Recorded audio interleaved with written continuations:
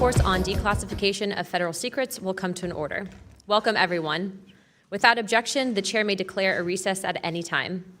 Additionally, without any objection, the following members are waived onto the task force for the purpose of questioning witnesses at today's hearing: Representative Biggs of Arizona, Representative Begich of Alaska, Representative Ogles of Tennessee, Representative Titus of Nevada, and Representative Moskowitz of Florida. There are no objections. I recognize myself for the purpose of making an opening statement. Good morning and welcome to the hearing regarding UAP disclosures. For too long, the issue of unidentified anomalous phenomena, commonly known as UAPs, has been shrouded in secrecy, stigma, and in some cases, outright dismissal. Today, I want to state clearly that this is not science fiction or creating speculation. This is about national security, government accountability, and the American people's right to the truth. I've spoken now to a number of whistleblowers from the military, to include the infamous Eglin Air Force Base incident that occurred when myself and former Representative Matt Gaetz, as well as Representative Burchett, followed up on a lead from multiple active duty Air Force pilot whistleblowers that alleged that the United States Air Force was covering up UAP activity at Eglin Air Force Base. We have heard from a number of whistleblowers, specifically military pilots, that the reason for not coming forward publicly is out of fear that speaking out would cost them their flight status and potentially their careers. This is unacceptable. We cannot protect our airspaces if our best trained observers are silenced. We cannot advance science if we refuse to ask questions. And we cannot maintain trust in government if we keep the American people in the dark. Now, Congress has tried to fix this problem. Congress tried to create formal channels through the All-Domain Anomaly Resolution Office, also known as AARO, and the Intelligence Community Inspector General for service members and officials to make disclosures.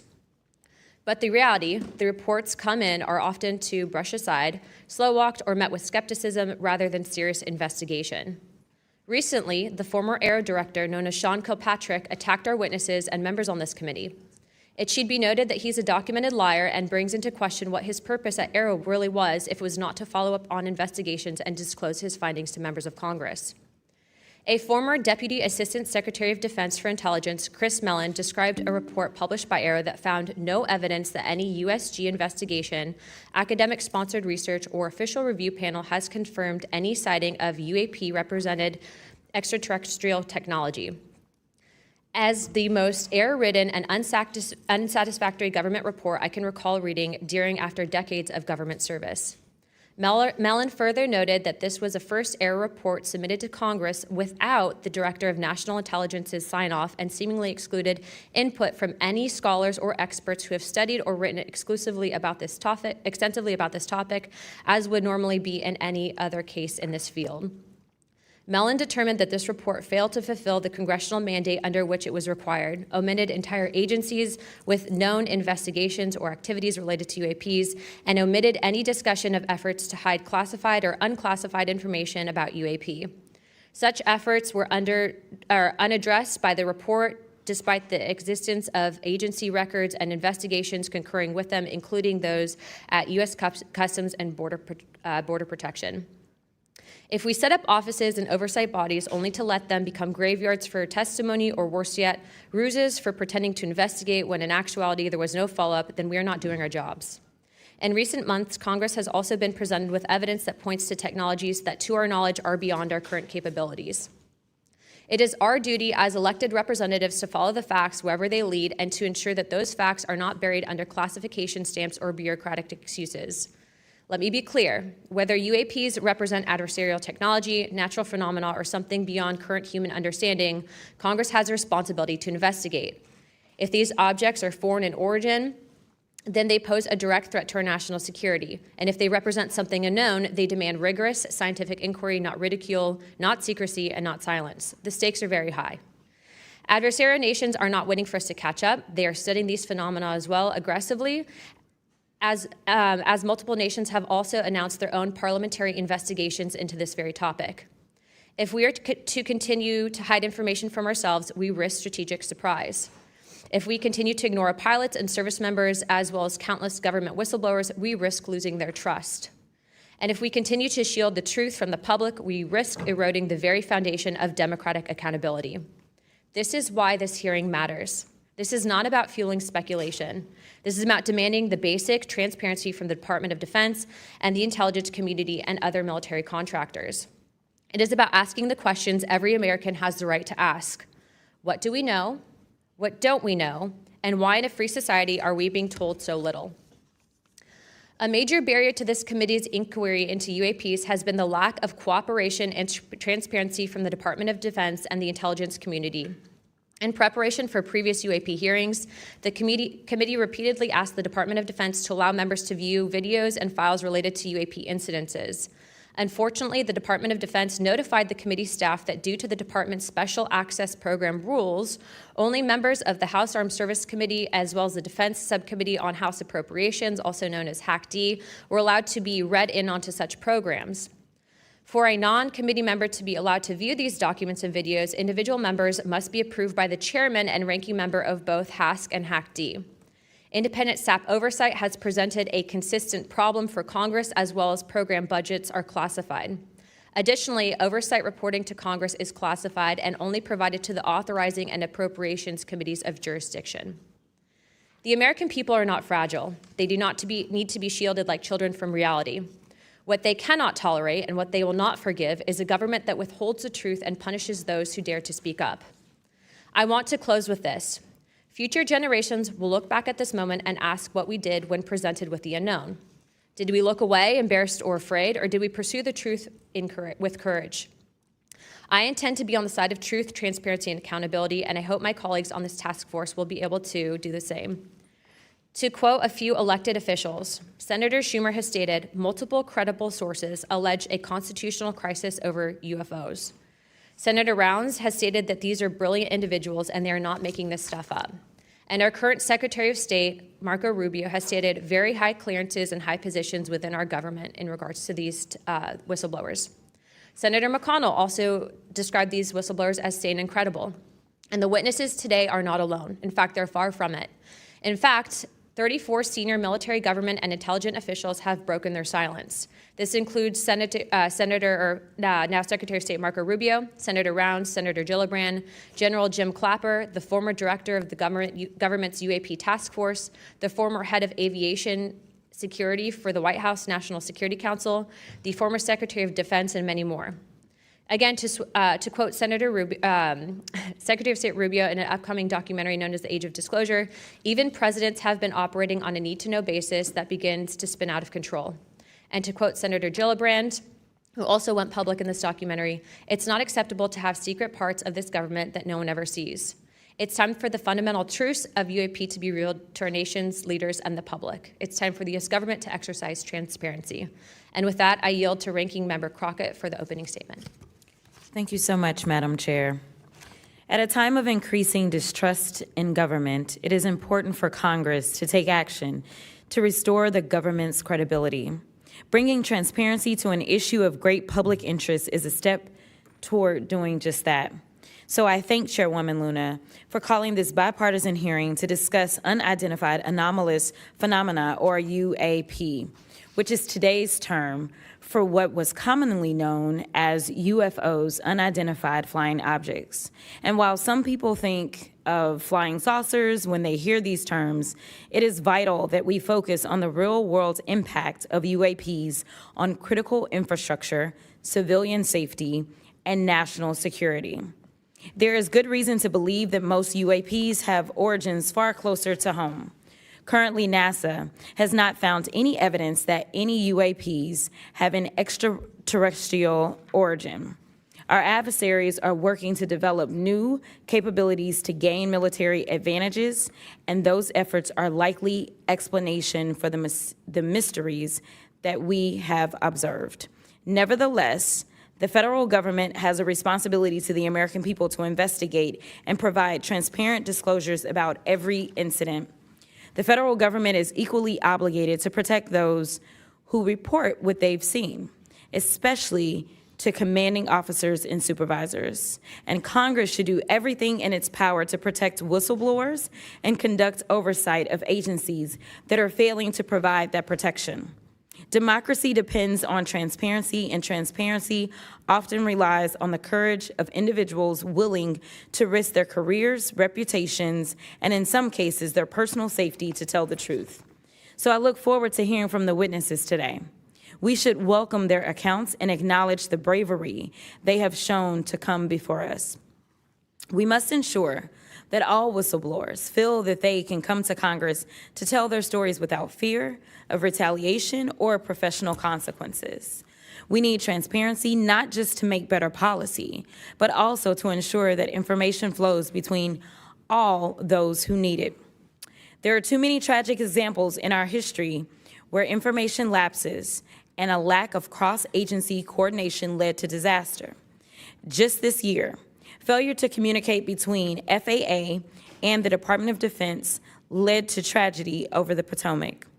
The Biden-Harris administration sought to eliminate some of these lapses when it established the All-Domain Anomaly Resolution Office at the Department of Defense.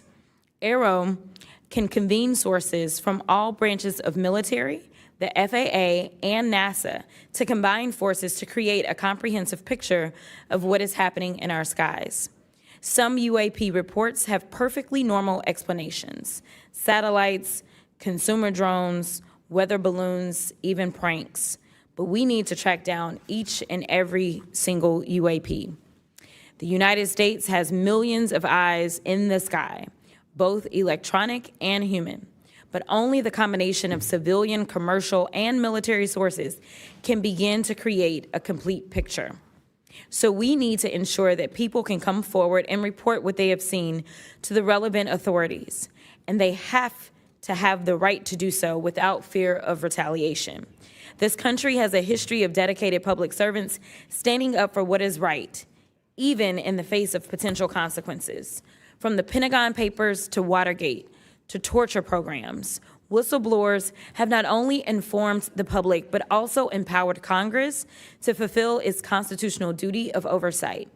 Past Congresses have written laws to grant legal protection for whistleblowers, and it is up to us to work responsibly with all sources to hold the executive branch accountable. We are here today to listen to the stories of those who have witnessed events of interest to the American people, and to support the policies that cultivate an environment that welcomes and protects whistleblowers.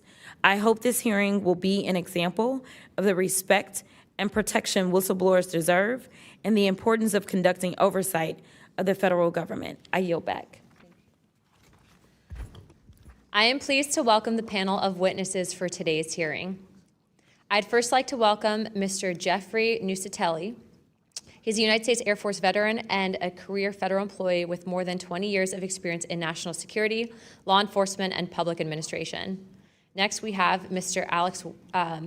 Alexandra Wiggins. Mr. Wiggins is currently serving as a Senior Chief Operations Specialist in the United States Navy.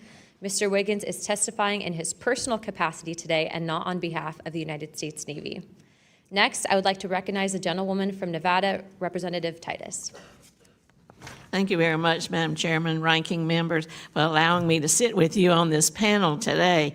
I'm honored to be able to introduce a witness here who is from my district, George Knapp, who has been the definitive expert and reporter on this topic that you're exploring today, UAPs or UFOs. George is a longtime friend, I'll say that up front, but a very respected journalist and a recognized expert in this field nationally and internationally. Just a little something about George.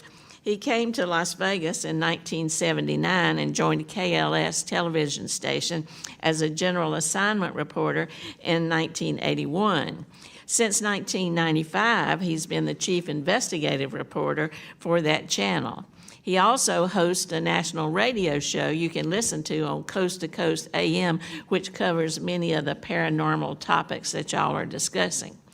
Over the years, George has been, as I said, recognized for his work. He's been honored with the Peabody Award, the DuPont Award, the Edward Murrow Award, and 27 different regional Emmys for his investigative reporting. Indeed, he has told Nevada's story with clarity, with objectivity, and with integrity. So I know that his testimony today is going to be of great interest and value to this committee. So thank you very much. Next, we have Mr. Dylan Borland. Mr. Borland is a United States Air Force veteran and has a long career in federal service. And finally, I'd like to introduce Mr. Joe Spielberger, a senior policy counsel at the Project of Government Oversight. Pursuant to Committee Rule 9G, the witnesses will please stand and raise their right hand.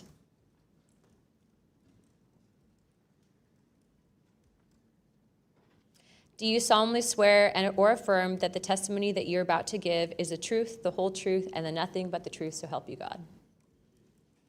Let the record show that the witnesses answered an affirmative. Thank you. You may take your seat. We appreciate you being here today, and I look forward to hearing your testimony. Let me remind the witnesses that we have read your written statements, and it will appear in full in the hearing record. Please limit your oral statements to 5 minutes, but I understand you have a lot to get through, so if it goes a little over, don't worry about it. As a reminder, please press the button on the microphone in front of you so that it is on and the members can hear you. When you begin to speak, the light in front of you will turn green. After 4 minutes, the light will turn yellow, and when the red light comes on, your 5 minutes have expired, and we will ask you to please wrap it up. I now recognize Mr. Nusatelli for his opening statement. Good morning.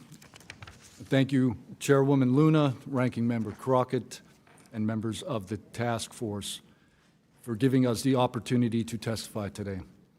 My name is Jeffrey Nusatelli. I'm a former military police officer with 16 years of active duty service in the U.S. Air Force. I'm here today because the American people have both the right and the responsibility to know the truth about unidentified aerial phenomenon. That truth remains hidden, classified and silenced by fear, retaliation, stigma, and confusion. Today, we are here to help break that silence. Between 2003 and 2005, 5 UAP incidents occurred at Vandenberg Air Force Base, home to the National Missile Defense Project, a top national security priority. At the time, we were conducting launches deemed by the National Reconnaissance Office as the most important in 25 years. These were historic launches. These facilities were vital, and they were repeatedly visited by UAP. Each incident was witnessed by multiple personnel, documented, investigated, and reported up the chain of command. We sent information up, but we got no guidance down on how to handle these events. I personally witnessed one of these events and investigated others as they occurred. 6 other service members have provided me with the information that I will share with you today. The incursions began on October 14, 2003, when Boeing contractors reported a massive glowing red square silently hovering over 2 missile defense sites. After several minutes, it drifted further east onto the base and vanished over the hills. This event, now known as the Vandenberg Red Square, was referenced by Representative Luna at the first hearing on this topic. Official Air Force records of this event are in possession by Aero and the FBI. Later that night, while I was on duty, security guards at a critical launch site reported a bright, fast-moving object over the ocean. I responded to the incident. Chaos ensued over the radio as the object approached rapidly. I heard my friends screaming, "It's coming right at us, it's coming right for us, and now it's right here." Moments later, I heard them say that it had shot off and was gone. When I arrived on scene, I talked to 5 shaken witnesses who described a massive triangular craft larger than a football field that hovered silently for about 45 seconds over their entry control point before shooting away at impossible speed. About a week later, another patrol reported a light over the ocean, behaving erratically. Believing it might be an unannounced aircraft, they declared an emergency, and an armed response force responded. Before the forces could arrive, the object descended and either landed or hovered on our flight line, and then took off again at impossible speed. The witnesses to this event were threatened and intimidated afterward. They were told to keep quiet and think about what they were reporting. After that, things did get quiet until about 2005, when another patrol reported a massive triangular craft larger than a C-130 silently floating over the installation. He watched it for a few minutes. It traveled west and disappeared into the night. And then I had my own encounter, again in 2005. I was off duty, sitting in my backyard with two other police officers when we noticed what first appeared to be a satellite in orbit, but it wasn't acting like a satellite. The light was strange, it was pulsing, and then it started to maneuver. It dropped in elevation. At times it would vanish from view and reappear in a different location in the sky, and eventually it reappeared 200 feet over my house. It was a 30-foot diameter sphere of light. My friends and I watched it for a moment, and then it gently accelerated and traveled up and disappeared into the stars. These events profoundly changed my life and the lives of my friends. We stand at a pivotal moment in history. The question is no longer whether these events are real, but whether we have the courage to face them. True leadership requires vision, a willingness to confront the unknown with transparency and resolve. So I ask the Congress to help we, the people, enact this vision. There are three goals: fund independent research and treat UAP study with the same seriousness as we would any other scientific field. 2, end secrecy and overclassification. Transparency is the foundation of truth. Without it, witnesses like us are dismissed. 3, protect the witnesses. Many stayed silent out of fear for their careers, reputations, and the safety of their families. Protect them, and you will embolden others to join this cause. These phenomena challenge our deepest assumptions about reality, consciousness, and our place in the universe. Exploring them can unlock transformative breakthroughs in technology, biology, and human understanding. Let this be the moment when America chooses courage over fear, transparency over secrecy, and progress over stagnation. Let's show the world that our nation leads not only through strength, but through fearless pursuit of the truth. Thank you. Thank you, Mr. Nusatelli.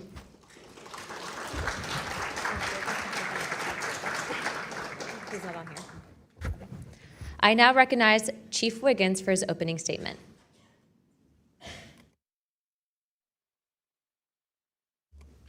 Please press your button. Thank you. Good morning, Chairwoman Luna, Ranking Member Crockett, and members of the task force and the committee. Thank you for the opportunity to testify today.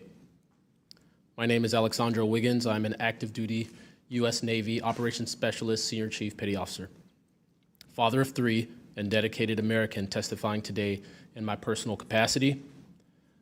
The views I share are my own, and I do not represent the official positions of the Department of the Navy or any subordinate organization. On the evening of February 15th, 2023, at approximately 19:15 PST, in the Whiskey 291 warning area off the coast of Southern California, I was serving on board USS Jackson. During that period, I moved between the Interior Communications Center, ICC-1, and the bridge wing, correlating the sensor picture with visual observations, part of my routine responsibilities for surface and air picture management.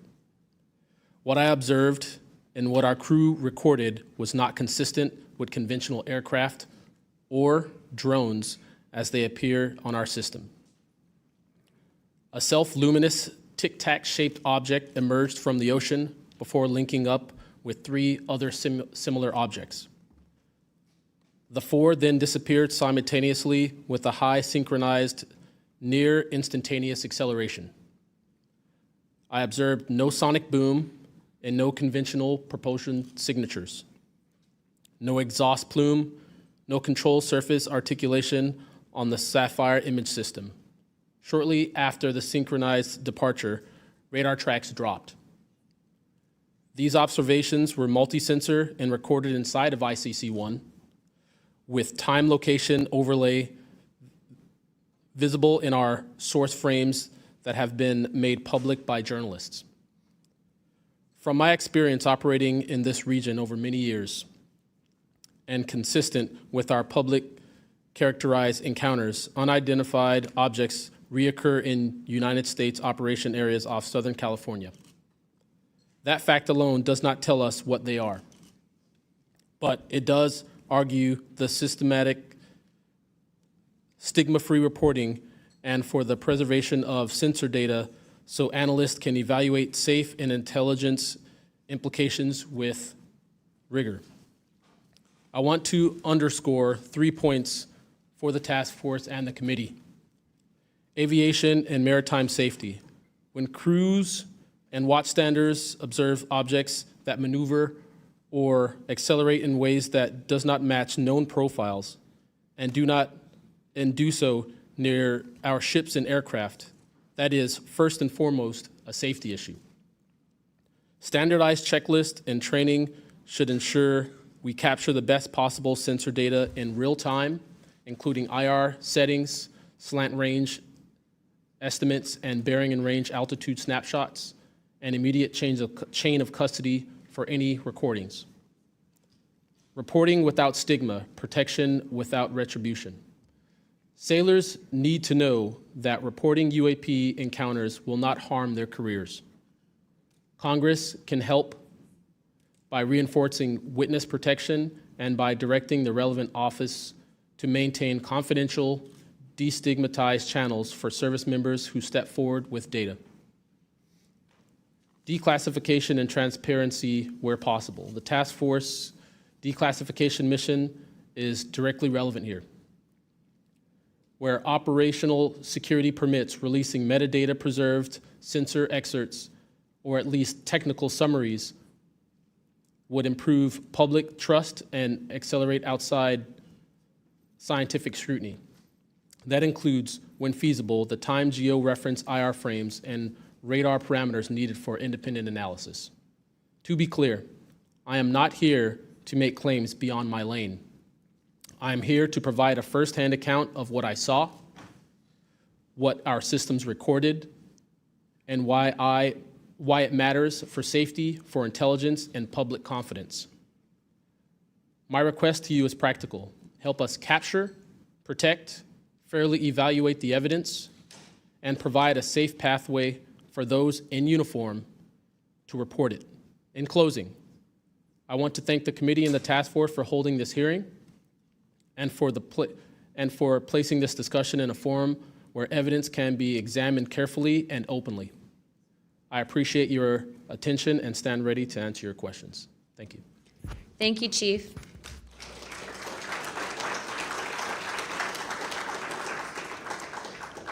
I now recognize Mr. Knapp for his opening statement. Good morning, Chairwoman Luna, Ranking Member, Ms. Crockett, and members of the task force. And Dina Titus, I just knew we were going to get you involved in this topic at one point. Great to see you here. I'm George Knapp, Chief Investigative Reporter at KLES TV in Las Vegas. I began my pursuit of this weird mystery way back in 1987, and for 38 years, I've always approached this as a news story. It's not a matter of faith or belief. To me, it's a story, and it's an important one. I'm proud to be here alongside these witnesses today, men who have seen strange things and stepped forward to tell the world about it. Whistleblowers and witnesses who step up are routinely insulted, belittled, or worse.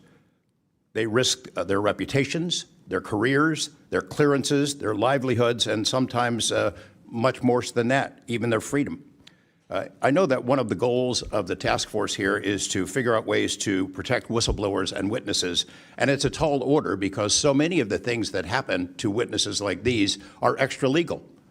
They're carried out by persons unknown, as Mr. Dave Grush, sitting up at the top of the room, knows all too well, including events in recent days that have happened to him. I want to share a couple of things that I've learned along the way on this long journey, and I submitted most of that in written form because I estimate that my statement here today would take about 4.5 hours, so I'm going to try to jump over and touch on the more important salient points.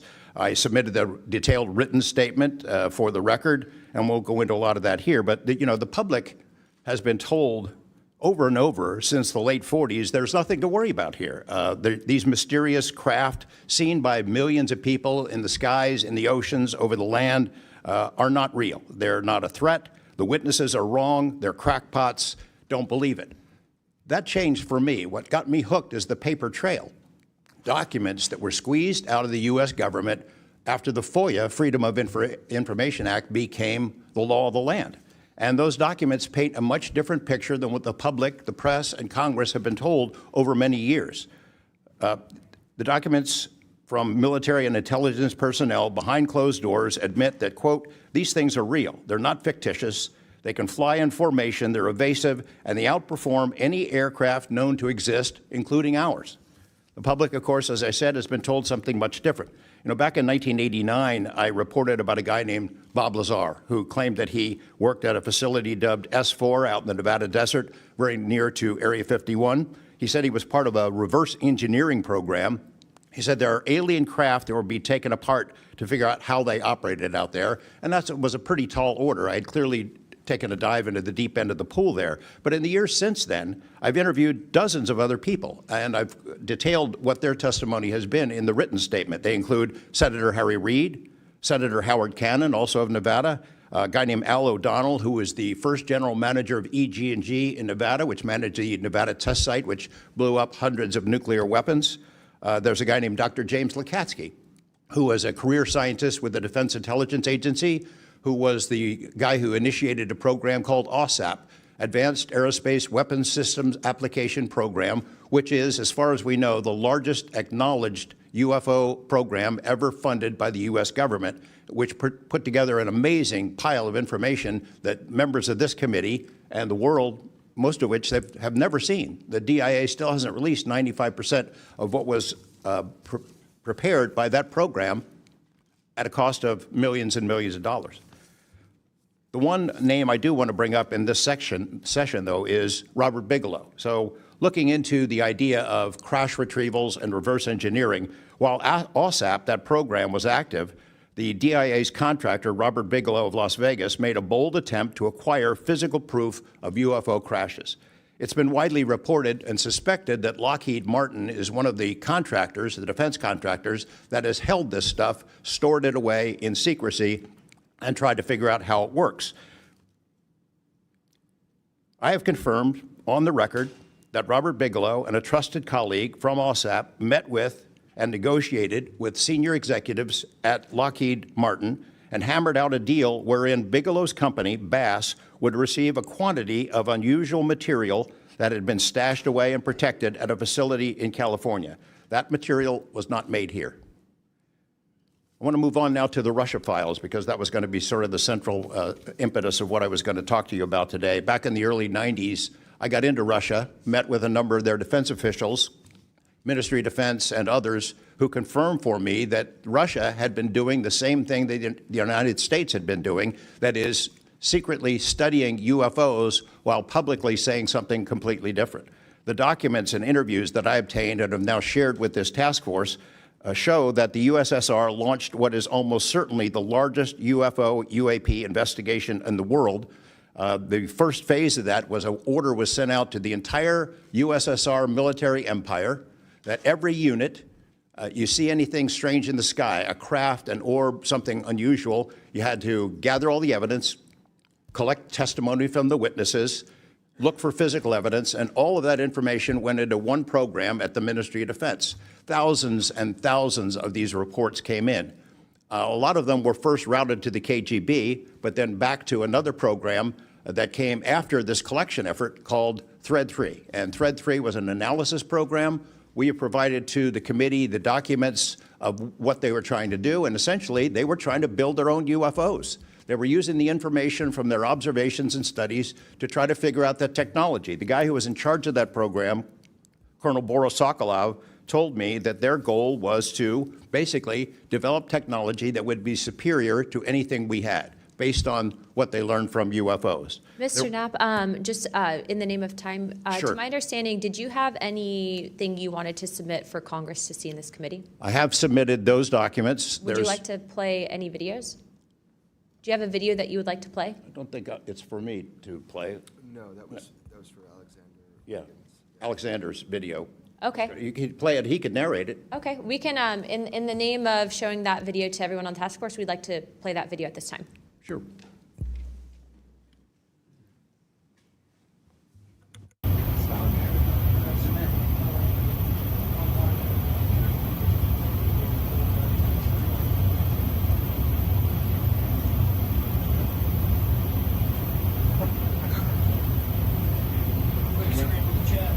Wouldn't surprise you, I tell you. You call it the VVSS team. Yeah, like 22,000 feet.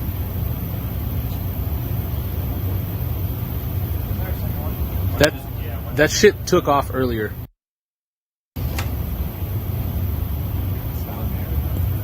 If we can get rid of the audio real quick. Mr. Wiggins and Mr. Knapp, we'll get back to what that video was in a moment, but we just want to make sure that it was entered into the record, as well as all the documents. Those will be able to be publicly found for everyone in the country to view. If we could, Mr. Knapp, we'll continue on the line of questioning, but I'm going to move on to Mr. Borland's opening statement. Good morning, members of the task force and the committee. I would like to express my gratitude for being invited to testify to the current task force created under the People's Chamber and the American public. As an American citizen, veteran, and intelligence community professional, it is an honor and a privilege to serve under oath before you on behalf of our country. I speak for myself and no former agency or company I have been previously affiliated with. My name is Dylan Borland, a former 1N1 geospatial intelligence specialist for the United States Air Force in an active duty enlisted capacity from 2010 to 2013. I've also been employed with BAE Systems and Intrepid Solutions as a senior analyst, expert in analyzing video, radar, and advanced electro-optical imagery for official identification of aerial order of battle, as well as naval and ground order of battle. I'm a federal whistleblower, having testified to both the ICIG and ARROW with direct firsthand knowledge of and experience with craft and technologies that are not ours and are reportedly operating without congressional oversight. Because of my direct knowledge of the reality of certain legacy UAP programs, my professional career was deliberately obstructed, and I have endured sustained reprisals from government agencies for over a decade. From 2011 to 2013, I was stationed at Langley Air Force Base, Virginia, conducting 24-hour operations via manned and unmanned aerial vehicles for Special Operations Forces in the global war on terror. During the summer of 2012, my team was on standby for weather, and I returned to my barracks on base, and at approximately 01:30, I saw an approximately 100-foot equilateral triangle take off from near the NASA hangar on the base. The craft interfered with my telephone, did not have any sound, and the material it was made of appeared fluid or dynamic. I was under this triangular craft for a few minutes, and then it rapidly ascended to commercial jet level in seconds, displaying zero kinetic disturbance, sound, or wind displacement.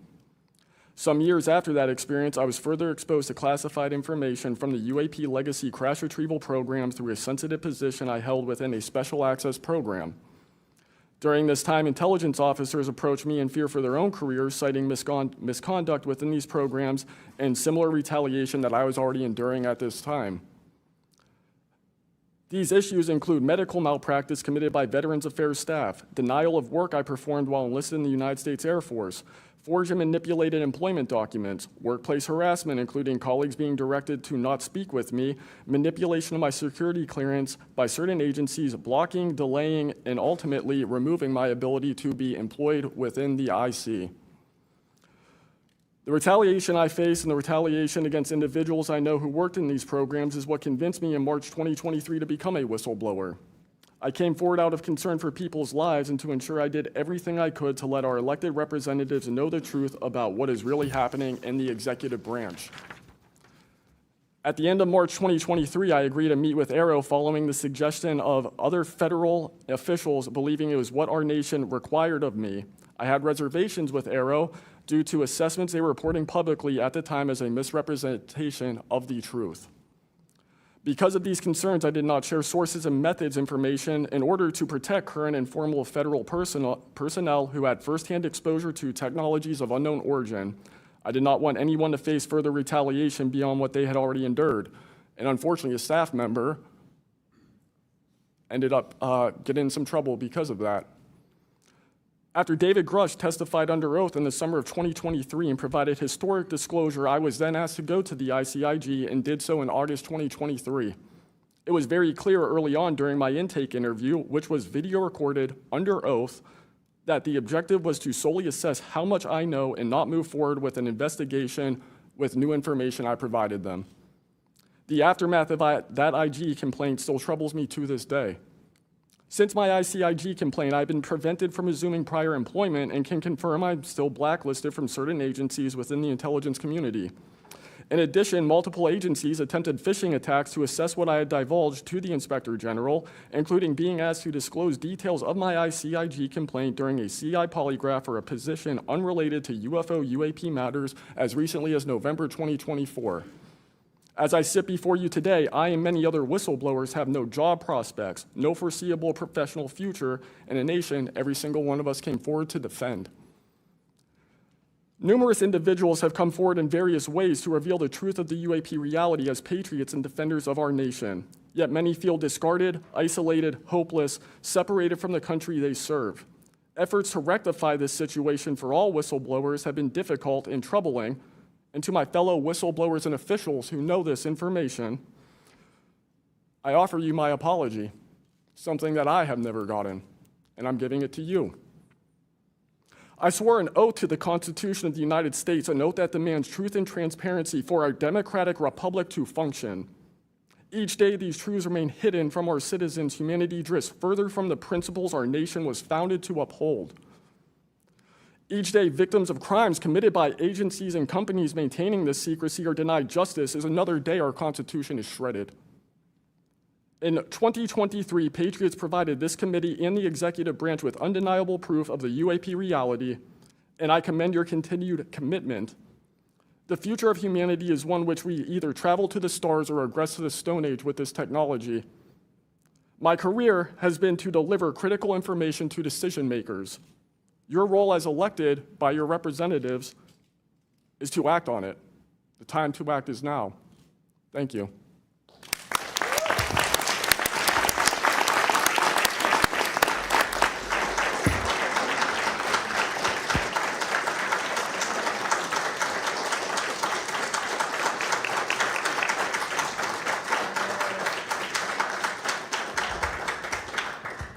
Mr. Borland, thank you for your service to our country, and we appreciate you. And we are sorry about how you've been treated, and we will make sure that we try to rectify that situation. Thank you, ma'am. Mr. Spielberger, please, your opening remarks. Chairwoman Luna, Ranking Member Crockett, and task force members, thank you for the opportunity to testify here today about the importance of strengthening whistleblower protections, especially in the context of national security. I am a senior policy counsel at the Project on Government Oversight, a nonpartisan independent watchdog organization that investigates and exposes waste, corruption, abuse of power, and when the government fails to serve the public or silences those who report wrongdoing. Whistleblowers are the first line of defense to root out waste, fraud, abuse of power, and corruption in our government. Congress relies on whistleblowers so that it can fully exercise its oversight and legislative authorities. It's understandable that former presidents of both parties have often taken a hostile approach toward whistleblowers. Their disclosures can embarrass the president and their political party or even lead to a national scandal. But whistleblowers continue to play a vital role during both Democratic and Republican administrations. They help Congress and the public identify and understand what government corruption looks like. Their disclosures fuel investigations and allow us to address wrongdoing and hold those responsible to account. That's why historically there's been a strong bipartisan consensus in Congress to support and protect whistleblowers. Doing so protects the country and ensures our government is more responsive and accountable to the people. National security whistleblowing in particular is a tradition going back to the founding of our country, and over time, national security whistleblowers and their disclosures have impacted some of the most fundamental issues and questions about how we wish to be governed and how our government can better serve its people. From the role the U.S. plays around the world to holding powerful actors accountable, government ethics and transparency, human rights and civil liberties, executive branch authority, First Amendment freedoms of speech and dissent, freedom of the press, and the public's interest and right to know. Despite this invaluable public service, blowing the whistle comes at great personal risk. Whistleblowers risk losing their jobs, careers, livelihoods, and reputations. They can face retaliatory investigations, lawsuits, and even serious criminal charges. And they can endure deep mental, emotional, and psychological harm. All of that risk to speak the truth, to ensure that agencies fulfill their core missions, and that they serve the best interests of the people. Those who retaliate against whistleblowers don't just violate their legal rights, they inflict real harm on our government and betray the public's trust. Targeting whistleblowers instead of the corruption they expose wastes agency resources and further allows that corruption to continue unaddressed. It can instill a chilling effect across an agency, fostering a climate of fear and distrust, quieting dissent and free speech, and deterring potential whistleblowers from coming forward in the future. Whistleblowers are often some of the most dedicated and principled public servants we have because of their willingness to put themselves on the line to do what's right. And Congress has historically supported them, again, on a bipartisan basis, but unfortunately, whistleblowing has increasingly become more politicized, with support for whistleblowers often hinging on which party is in power and which party is politically inconvenienced by the misconduct being exposed. But to be clear, targeting whistleblowers individually risks undermining whistleblowing, period. POGO advises members of Congress on both sides of the aisle to focus on the evidence, not the individual. We will always need whistleblowers to achieve the government that best serves its people, because when people of conscience, integrity, and good character refuse to speak up out of fear, complacency, or self-preservation, and leave corruption to fester behind closed doors, that is probably the most dangerous risk of all. If we are serious about increasing government transparency and restoring the public's trust, we need public servants committed to the truth. Whistleblowers need safe and effective channels to make lawful disclosures. They need stronger protections against retaliation. And when they do face retaliation, they need a fair shot to be made whole. Congress has made strides to pass whistleblower legislation, and these laws need to be updated and expanded so that whistleblowers truly receive the protections they need, retaliators are held accountable, and we can achieve the type of government the people deserve. We strongly urge Congress to continue its historic tradition of championing the rights and protections of all whistleblowers. Thank you again for the opportunity to testify here this morning. POGO is committed to working with you and the Oversight Committee to address these critical issues. I look forward to any questions. Thank you, sir, very much. Additionally, without objection, the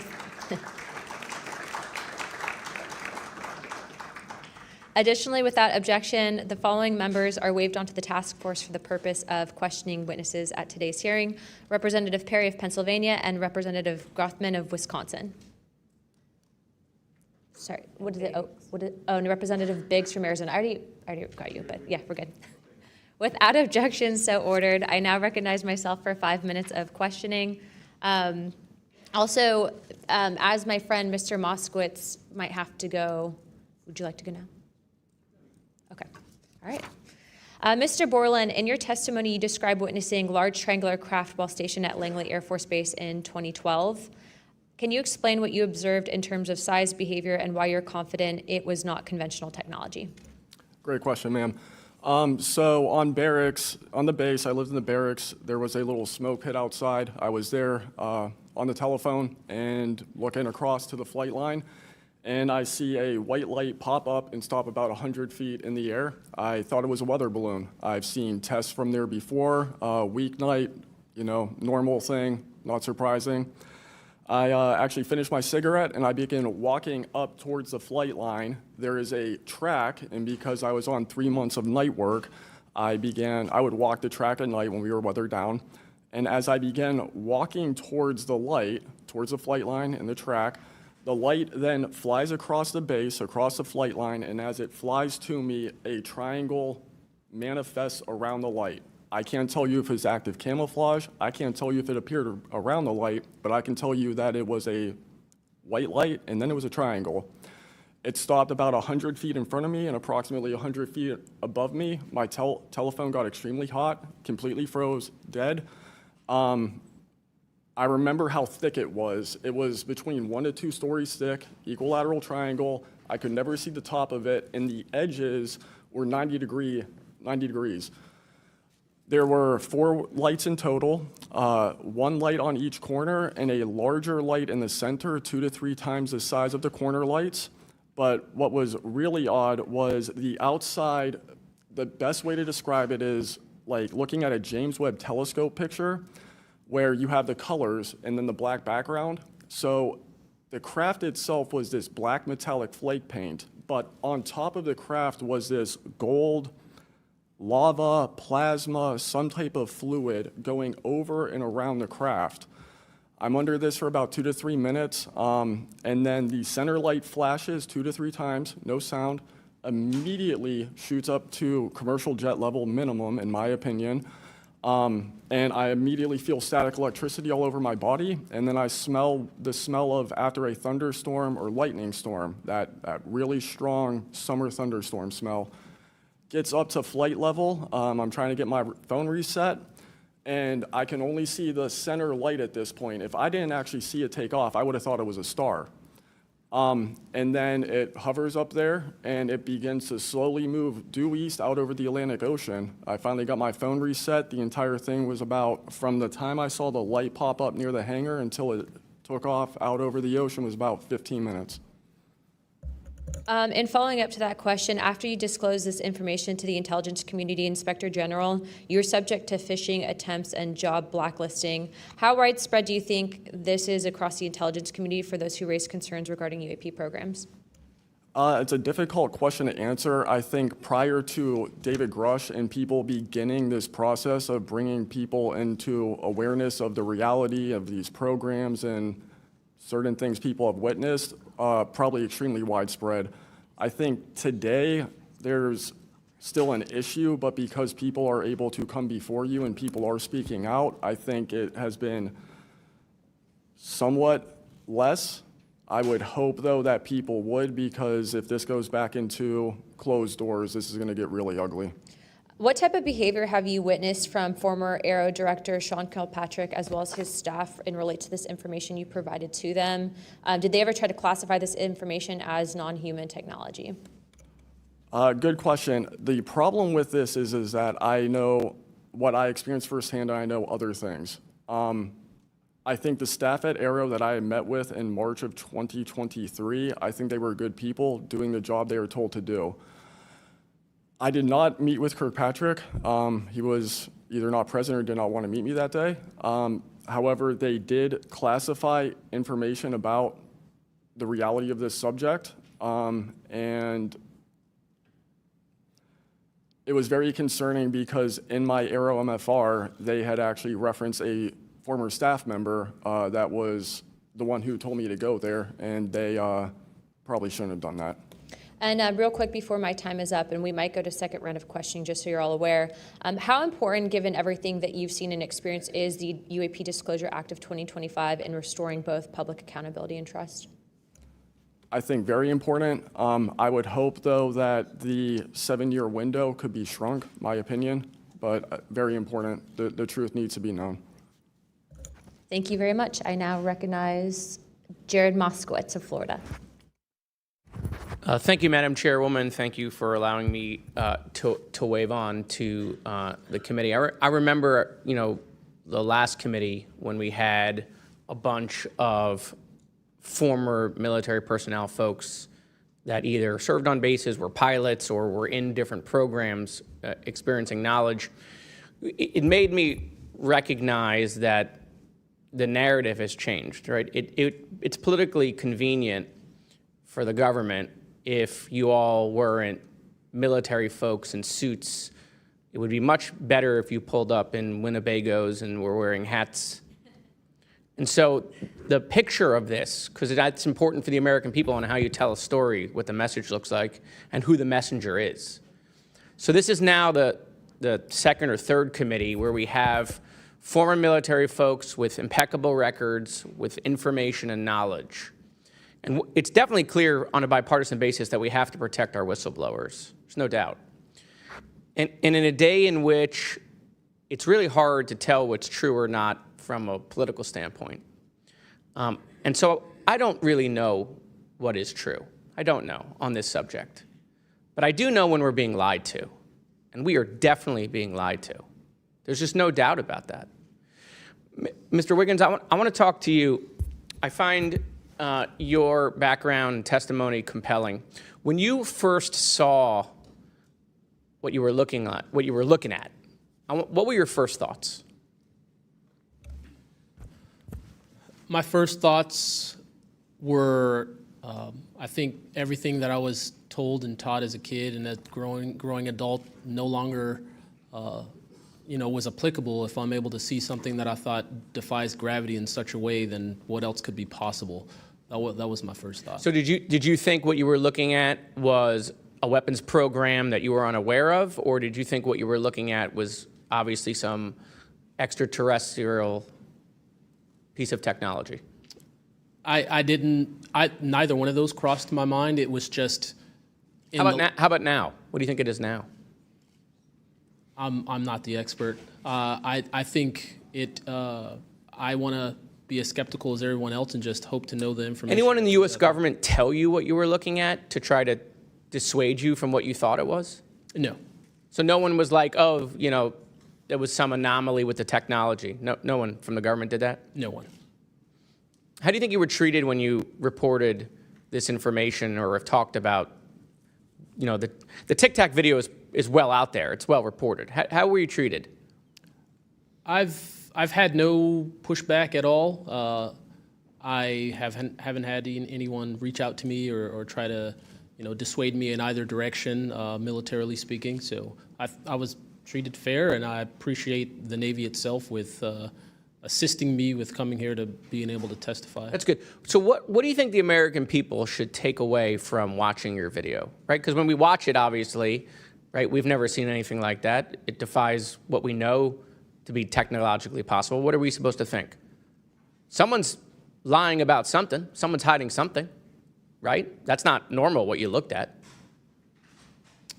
I think what the American people should think when seeing that video, along with others before me, is that there is something out there, and we should know as the people what it is.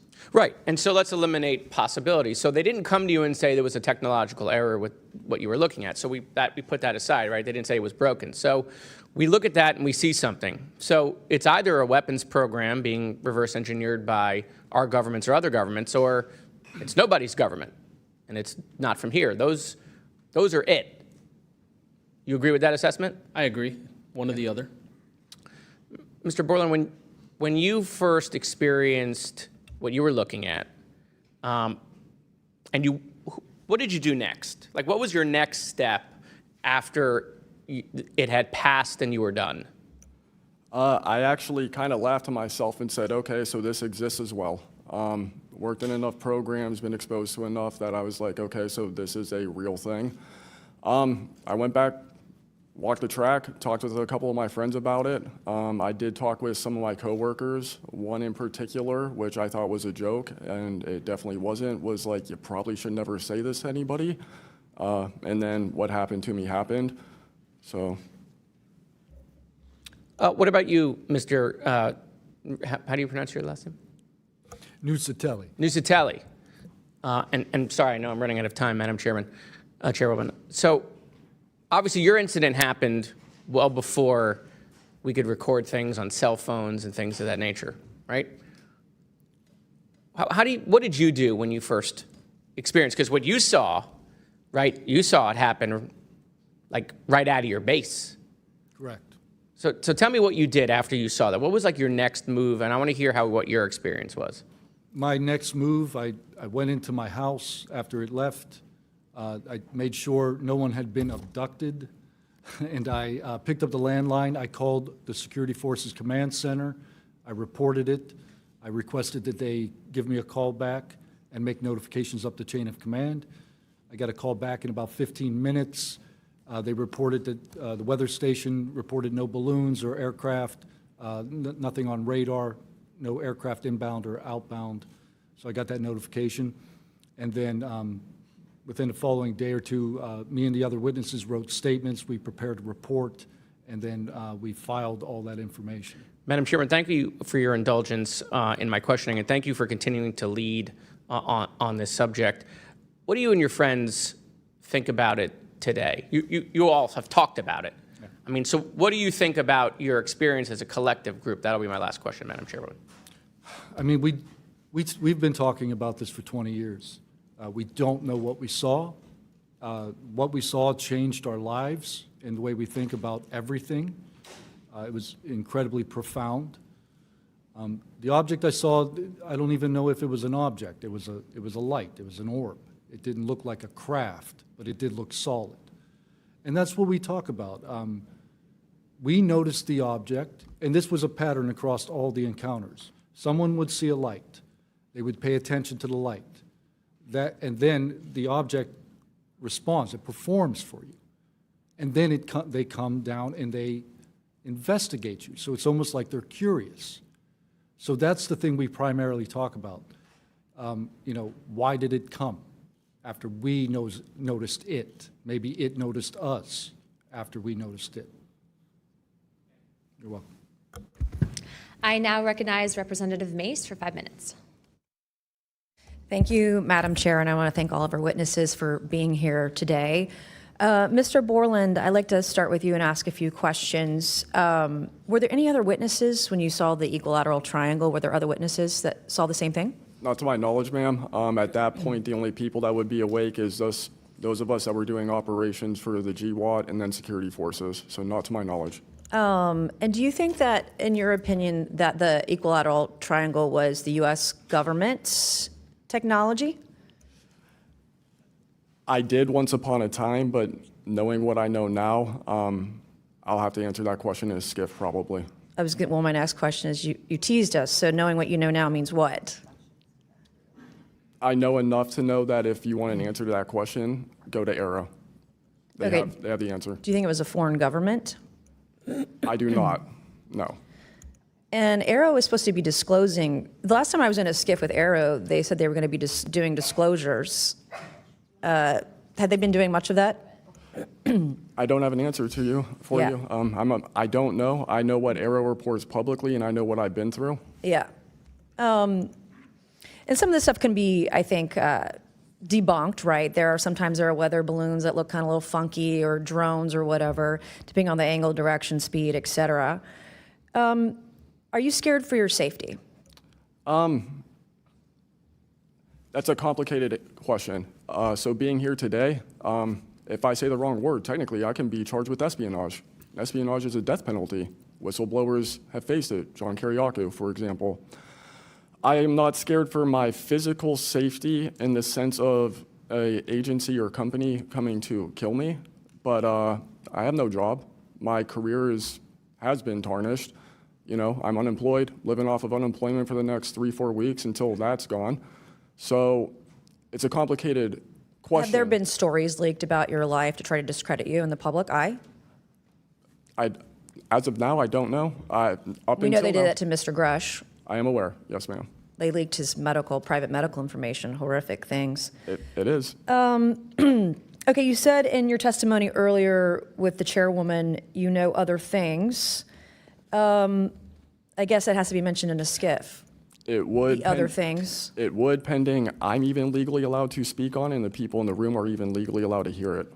And is that, would we need to know the compartmentalized word, like what the code word is, or the name of the program, the special access program, in order to even hear it? You have to know the word, right? I would suggest the name of it, right? I would suggest that to be asked to DNI Gabbard and work with her for that, because I can't give you the answer on what is the But requirement. this is to what get the it. U.S. government does, right? They compartmentalize the information. Only certain people know the name of the program, and if you don't know it, you can't get the information. If you don't have the name, you don't know what to ask for. Even when we're reviewing the budget, we go into a SCIF, we look at DoD budget and the budget of like black box programs, and we don't know what we're looking at because we don't know what these programs are. Is it a way for the government to hide from Congress what's really going on and where the money's going? In my opinion, absolutely, yes. You mentioned too in your testimony earlier that, quote, you went to speak with the government and they said somebody's name, a colleague's name, and you said they shouldn't have mentioned that staff person's name. What does that mean? A Senate staffer who is the one who helped me get to Arrow recommended me I go there, gave me the email and the phone number because I could not find that information at all at the time. In fact, I believe you guys have talked about how Arrow didn't even have a website for quite a period of time. We were told they were going to do disclosures, both what they've debunked, because some of it can be debunked, and then what they haven't been able to debunk. And to my knowledge, it hasn't been a thing. I only have 1 minute left, so Mr. Knapp, we are definitely going to watch every documentary. You guys have you and Jeremy have done a terrific job. I usually have more questions than I have answers. I think we all do, and you guys are doing a terrific job to bring information to the public. Do you think that any of this is a psyop by the U.S. government? Entirely possible. I mean, our government and other governments have admitted that they've tried to use UFOs to cover secret projects. But I think they also do some reverse engineering of those claims. So years after people start seeing UFOs over Area 51, for example, they come up with the story, oh yeah, that was, we planted that story. So I read in a major newspaper just a couple of weeks ago, they planted this story. An Air Force colonel went out into the desert, went to a bar at Rachel and gave them some fake UFO photos. And that's how the whole story about Area 51 started, which is preposterous. Yeah, and I didn't even get to the crash retrieval program stuff yet, Ms. Chairwoman. There's just so much. Okay, thank you so much for your time today. I wish we had more time. Thank you, Madam Chair.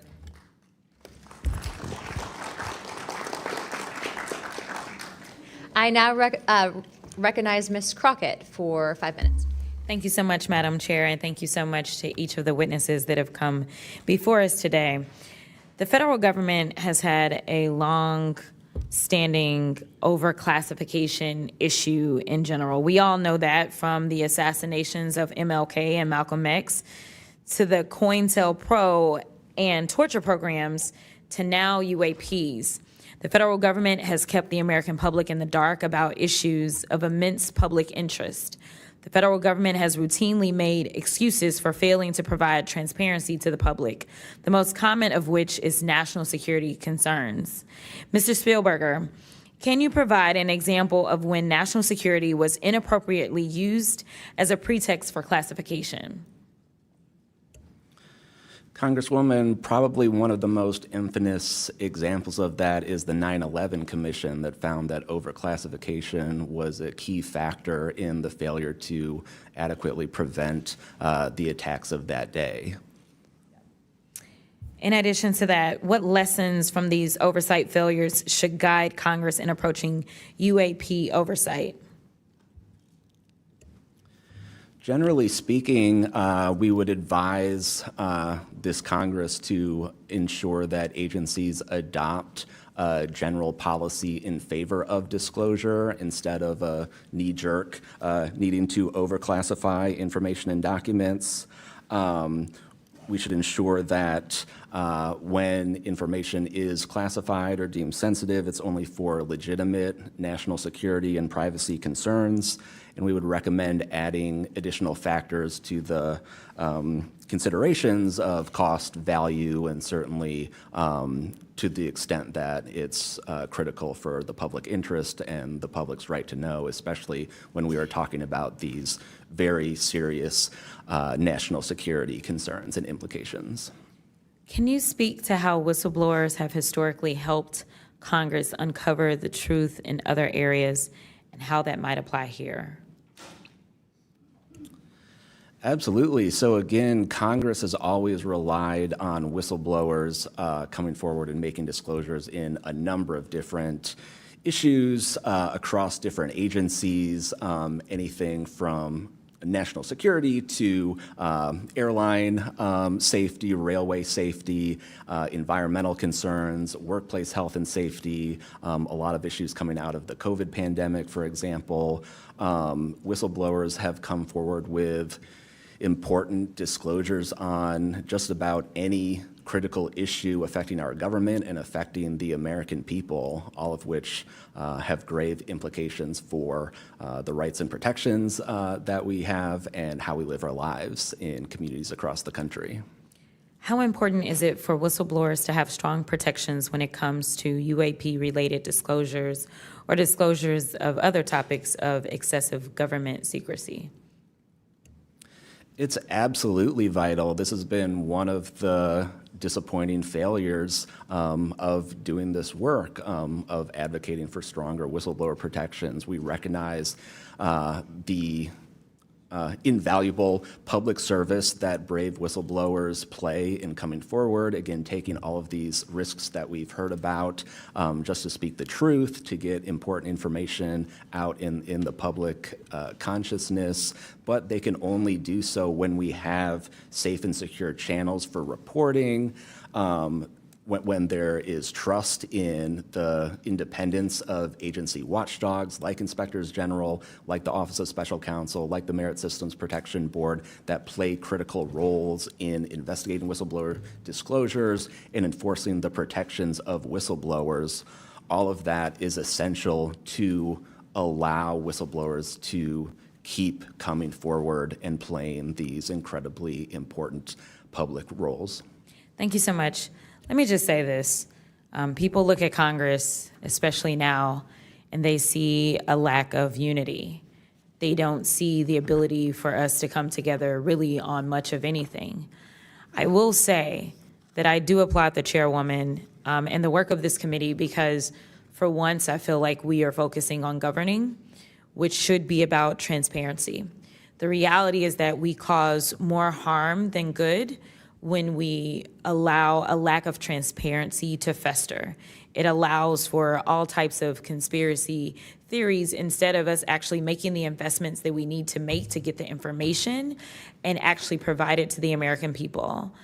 The reason that I wanted to focus on making sure that we answer some questions specifically around the protections of those that are willing to come forward is because the only way that we can make this government actually work for all of us is if no matter where you are in this federal government, you feel as if you are safe when you come forward with information of any issue. And so I do want to thank you for all of your stories. The reality is that we only get 5 minutes, and the vast majority of everything that you have to say cannot be contextualized within 5 minutes. But I know that my colleagues are going to get to kind of pulling some more of that out. But again, I really just want to thank you for your courage in this moment, and thank you for your service to our country.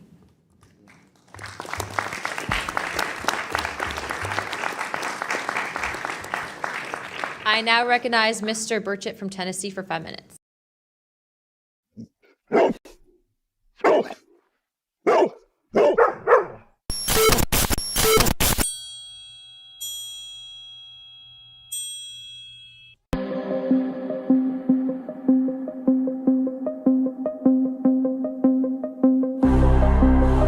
lost in the strange world.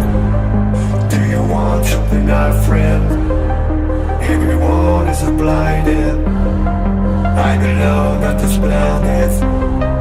I smell something special. There's fear of people. Everyone is alone and lost. Save me now, now, now, now, now, now, now, now, now, now, now,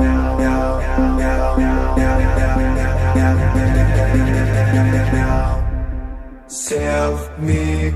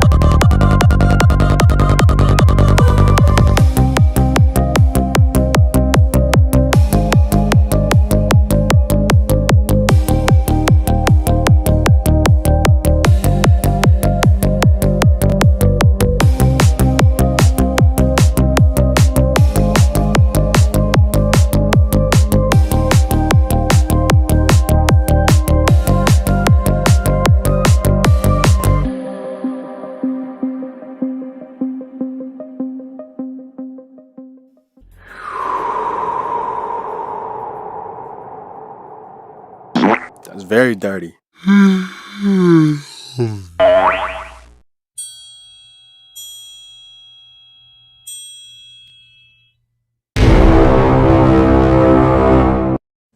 Thank you, Chair Lady, and thank you, Ranking Member Crockett. I see a lot of friends out there, and I see a couple enemies, so I'll kind of remember that. But it's a pleasure being here. I want to remind people, too, this thing is an ongoing deal. We're not going to get this overnight. We've been fighting this battle, some of y'all, for 30 years and maybe longer. I hope we just keep focused on what we're trying to get to is total disclosure. We get a little wrapped up in a lot of things, but the government has something, and they need to turn it over to us. We pay their dadgum salary, you pay our salary, and you ought to get more out of us than you do. And that's what disgusts me about this whole thing. I think they're just trying to run the clock out on us, really. They'll poke us a little, and they'll make jokes to us and try to pull us off the target, but I think we know where we're at, and that's why they're firing at us, because we are over the target. My first question is, Mr. Knapp, I recently introduced the UAP Whistleblower Protection Act to help provide whistleblower protection to federal personnel for disclosing the use of federal taxpayer funds to investigate UFOs. I still don't want to say UAPs. How can Congress further increase whistleblower protections? I think you got to unleash the dogs and go track down the money and where it goes, because a lot of this stuff has been moved out of government. Sure. As you know, Rep. Burchett, it's been given to private contractors who stashed it away. They've had it for so long that there's nobody left inside government, or very few, who know where it is. And they do that to keep us from FOIA, correct? Yeah, it's to keep it from FOIA. And I think that the contractors who've had this stuff for a very long time set their own standards about who is allowed to know what. And it's a very small group that ever cracks that. I think Representative Luna has been looking at the use of classifications to hide things. I'm not sure that even this committee getting security clearances that should allow you to see this stuff would allow you to follow where it really goes. I worry about the people that are looking at it and don't even know what they're looking at. I mean, it's gone through so many, since Roswell, for instance. I mean, you think there's nobody even alive that was around any of that stuff. Yeah, so. I don't think they've made much progress from the people that I've talked to. I don't think they've made much progress in learning that technology. Might have made some, but you wonder, the implication is tic-tac. Oh, yeah, that's ours. What flew over Washington, D.C. in '52, is that ours too? When are you going to break that out? You guys authorized tens of billions, hundreds of billions of dollars on weapon systems that can't do half of what we've seen UFOs do. So when do they break this out if it's really a classified project could change the world? I don't think they've made much progress, and I think they've been lying to us and to you and the rest of the world, and they're still doing it. Yes, sir, I agree with you.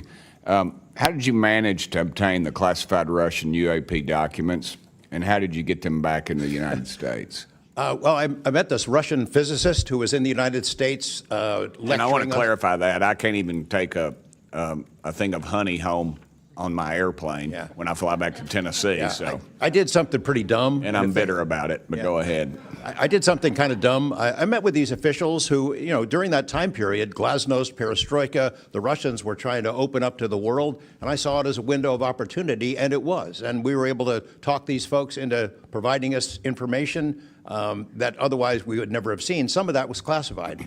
I found out that they only stamped the top pages of these documents that were classified, so I just removed them. I removed those pages, and I carried them out. And if they'd caught me, I'd be in a gulag still. Yeah. We'd be saying, what happened to George Knapp? Oh, yeah. What happened to the Russians that came forward to you in 1993, and were there any repercussions for them? Well, there were. The first thing that happened when I talked about this after getting back and going through the files and things and sifting through it, the Russian physicist who had helped us be introduced to all these people wrote back and said there was a huge eruption, that there was the real right, far autocratic forces that wanted a return of the USSR had really go after these guys. They described them as traitors. Nikolai Kapranov, the physicist friend of mine, said, look, if this had happened 5 years earlier, we would be in prison. If it had happened 10 years earlier, we would have been shot. Right. Luckily, at that point, Putin was not in power, but none of those people that we talked to on that trip in 1993 would ever talk to me again. I went back in 1996, and it was like I had the plague. I spoke to different people, but they were scared. And eventually, the story was spun where the Ministry of Defense officials who gave us this information were described as ufologists who said there was nothing really significant to these files. They didn't really find anything a big deal. And I can tell you, you'll see those files that I shared with you, they did find stuff. There was an incident in October of 1982 over an ICBM base where UFOs popped up, was observed over this base where the missiles are pointed at us, United States. These UFOs perform incredible maneuvers. They split apart, they fuse back together, they'd appear and disappear. And right at the end of this 4-hour period, the launch control codes for the ICBMs lit up. Something entered the correct codes. The missiles were fired up and ready to launch, and they could not shut it down. The Russian officers were panicking. The UFOs they disappeared. The launch control system goes back to normal. Colonel Sokolov and his team came in, took the thing apart, could not figure out what it was. It wasn't a power surge or EMPs or some of the baloney excuses that our country has given for similar events involving our nuclear missiles. They thought it was a message from wherever the UFOs were from. And that's a chilling thing. I mean, we were a couple of seconds away from World War III starting, and the UFOs were responsible for it. All right, I'm out of time, but real quick, who are the contractors that have this material, the corporations? Well, one of them is Lockheed. And I'll tell you, I mean, I'm not saying Lockheed's the bad guys. They're doing what they were asked to do. Sure. They have lied about this because that's what they're supposed to do. But Lockheed would be one. There's a list I can give you, Congressman. Some of the big ones, the usual suspects. Okay, thank you. Yield back, Chair Lady. Sorry for going over. It's all good. It's all George Knapp's fault. I now recognize Ms. Boebert for 5 minutes. Thank you, Madam Chair. Chief Wiggins, based on your training and operational experience, could the behavior that you witnessed, a transmedium object vanishing without a sound, be explained by any known technology that we possess or other governments possess? It cannot. No. And has any government agency debriefed you or any of your shipmates regarding the EOIR and radar confirmed UAP encounter aboard USS Jackson? No one has, no, ma'am. What was that encounter like when you brought that up? If you want to briefly summarize that, when you brought that to their attention and then you were not provided any follow-up, who was told and how did you feel when there was no contact back to you? As far as the actual incident happening Yes, or sir. the reporting level? Yes, Chief. It was within the event happening. My duties are to report to the tactical action officer on watch while we're standing watch. So tactical action officer was there. I made my report. I've not had any discussion outside of that day. There's been no communication to me or requests from me within inside of the military. But speaking of that actual incident itself, once the report was made to the tactical action officer, that's when I made the decision to ask the individual watchstander that was controlling Sapphire to be able to slew into the location. And that's what you see in the video itself, is when the watchstander is slewing in and kind of showing us what we're looking at. But outside of that, that's as far as the reporting went that I know of. Thank you, Chief. Just for the sake of time, Mr. Nusatelli, has RO, the Air Force, or the FBI ever followed up with you personally about the Red Square event? I did have follow-up by Aero, nothing with the Air Force. The Aero office updated me, I think, at least 2 times. They let me know that they were unable to locate any records, that the records had been destroyed by the Air Force. The Air Force is destroying all their police records every 3 years on a schedule.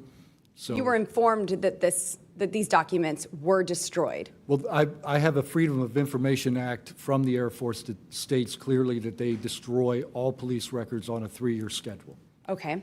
So they were sitting on documentation, destroyed it, refused to question any of the lead investigators, anything leading into this investigation? Yeah, basically, they destroyed all the police records. So you couldn't even, like, call the Air Force and ask them if there was a vehicle accident in that time frame. So that's a big problem. We're losing data in real time. So we'll never be able to go back and track. I think our federal government has a history of destroying records. Thank you very much, Mr. Nusatelli. Dr. Borland, as a geospatial intelligence officer, have you seen classified data indicating UAPs operate in restricted U.S. airspace, and has that information been withheld from Congress? I have not in U.S. airspace. That is intelligence oversight, so I did not have domestic authorities. After filing your Inspector General complaint over retaliation inside the Pentagon's UAP office, did you receive any kind of protection or just more retaliation? Within the IG or Arrow, ma'am? Either. Arrow, they went after the staff member and classified everything, shut that down. The IG, to this day, I don't even know if my complaint's active. I know my attorney that represented me was very, very, very concerned.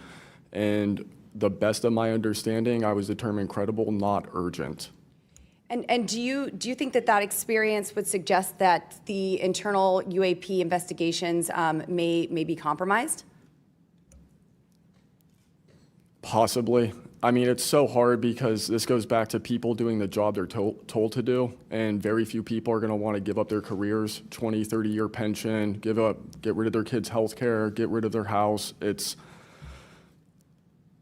possible, yes. Yes. Thank you very much, Dr. Borland. Mr. Spielberger, do national security whistleblowers currently have any external appeals processes to challenge retaliation, or are they just stuck relying on the same agencies that they're accusing? Congresswoman, this is one of the biggest concerns that we at POGO have, basically around the independence of investigations and accountability for retaliation. Basically, yes, national security whistleblowers have to rely on internal administrative processes that go through agency inspector generals. There are some differentiations, but the bottom line is that they are forced to rely on protection from the same agencies and people who they are alleging retaliated against them. Yes. Well, I thank you all for your bravery. We are out of time here. Thank you so much for coming forward, and we will do everything that we can to ensure that you are all protected. Thank you for trying to bring truth and transparency to the American people. Madam Chair, I yield. I now recognize Mr. Burleson for about 5 minutes. Thank you, everyone. It takes such great courage to come forward, and we acknowledge that, and I hope that you see that we are taking that seriously. And so very thankful for what you're doing today. I'm also very thankful for previous witnesses that have come forward. I see Matthew Brown in the audience. He courageously stepped forward and was as a witness. I encourage everybody to look and seek his testimony. I want to thank the people that came in our first hearing. Ryan Graves, David Grush, David Fravor. And in our second hearing, Admiral Gallaudet, Lou Elizondo, and Mr. Gold. And the many others that have come forward. We hear you, and it's time that we, enough is enough. It's time that we take action. Look, I'm not jumped to the conclusion that I believe that there are, aliens coming from another planet. But I'm open to that. And I think that it's our responsibility, especially when we're seeing that we have a government that is actively blocking information from us. Just last night, I tried to get an amendment onto the National Defense Authorization Act that fit in the germaneness of that bill to have UAP disclosure. And conveniently, it was named non-germane, mostly deemed by staff, not even an elected official. This is the kind of stuff that we repeatedly see. Last year, we were blocked by someone in House administration from being able to receive a full briefing from Arrow. So not an elected official, but someone in staff blocked us. And I've had it. Enough is enough. I want to cue up a video that I've been given. And as before it starts, I'm going to describe, this was taken October 30th of 2024. This video is of an MQ-9 drone tracking an orb, or this object, off the coast of Yemen. You'll see that another MQ-9 launched a Hellfire missile.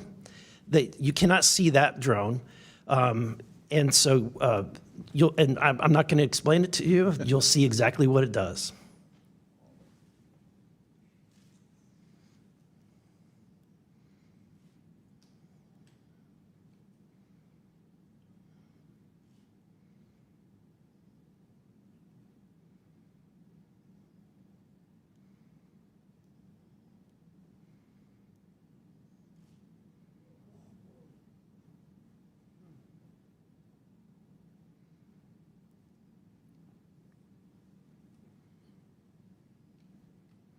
This is when it zoomed out, so you can still see it traveling.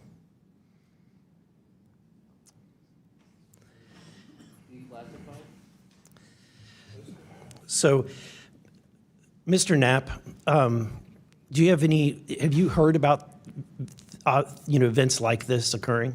And what information might you have? I have heard about events like this. I have heard about this event. Jeremy Corbell and I talked about it in one of our episodes a while back. We did not have the video, though. There are servers where there's a whole bank of these kind of videos that Congress has not been allowed to see, that the public hasn't been allowed to see. Occasionally, some of that stuff gets out in the wild, and it comes our way. It should be going to you. The public should be seeing this stuff. And why you're not allowed to, I don't know. But that's a Hellfire missile smacking into that UFO and just bounced right off. And it kept going. It kept going, and it looks like the debris was taken with it. Yeah, what the hell is that? What flies like that? Again, I'm not going to speculate what it is, but the question is, why are we being blocked from this information consistently? I want to ask this just question. How in the world, this is the document, I want to enter this in for the record if it hasn't already been entered, Madam Chair. The document that you provided on thread 3, this is a huge file. How in the world did you smuggle this out of Russia? Carefully. In your socks? I don't think I want to be really specific about it because I might have to go back there and get some more sometime. Although, no, that'd be crazy to do that. Well, I took the top pages off that were stamped with a security signature, and I carried them out on my person. But the rest of them I just threw in my suitcase and threw some caviar in there as a distraction as well, and hoped for the best. Otherwise, I'd be a citizen of Siberia right now. And you had you reported James Lakatsky came to you with government possession of NHI craft and how they ultimately gained entry. Can you testify to the veracity of that claim? Dr. Lakatsky is an honorable man who served most of his career with the DIA, a very trusted, high-level rocket scientist and intelligence analyst who inspired the OSAP program, as I said earlier. And in full disclosure, I've co-written 2 books with him. He dropped this on myself and our other co-author out of the blue. And it took 14 months for us to get DOPSR approval for him to release 2 sentences on that. He said this craft, we had managed to get inside of it. It had no wings, no rotor, no tail. It had no fuel tanks. They didn't know how it flew or how it was operated. It clearly looked like it was aerodynamic, but he would not go further.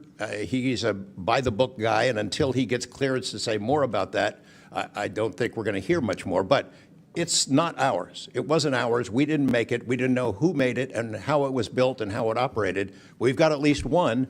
And I don't know, I think that's enough confirmation that we do have recovered disks and materials. Lastly, Mr. Borland,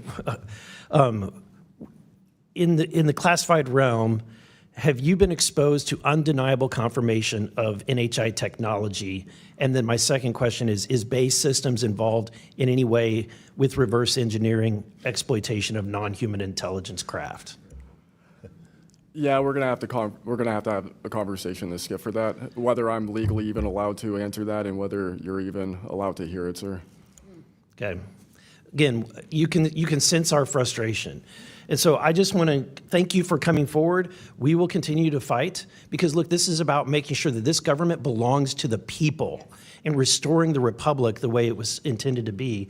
Madam Chair, I also have further witnesses of courageous individuals.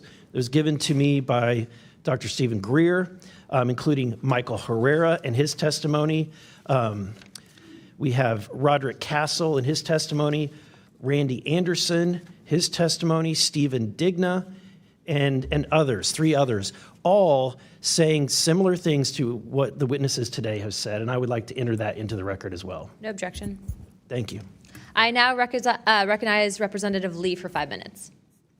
Thank you, Madam Chair. I think we need to make sure that we don't get distracted by sensational stories only of unidentified anomalous phenomena and lose track of what the core of this hearing is about. This is all a perfect example of why whistleblowers are so important and why it's so important that we step up and protect them. With Trump, RFK Jr., EPA Administrator Lee Zeldin, and others committed to dismantling government and firing professionals who do dare to speak out against the threats this administration's disastrous policies create, we have to focus on protecting all whistleblowers, not only the ones who are reporting on UAP. I'd like to thank the whistleblowers who have agreed to come before the committee today and speak their truth. This administration's claims to care about waste, fraud, and abuse, and so often it is the whistleblowers who care and who are the tip of the sword fighting against the real waste, fraud, and abuse. One study found that whistleblowers expose fraud at more than twice the rate of third-party auditors. So, Mr. Spielberger, what are some of the best examples of whistleblowers exposing fraud and abuse in the federal government?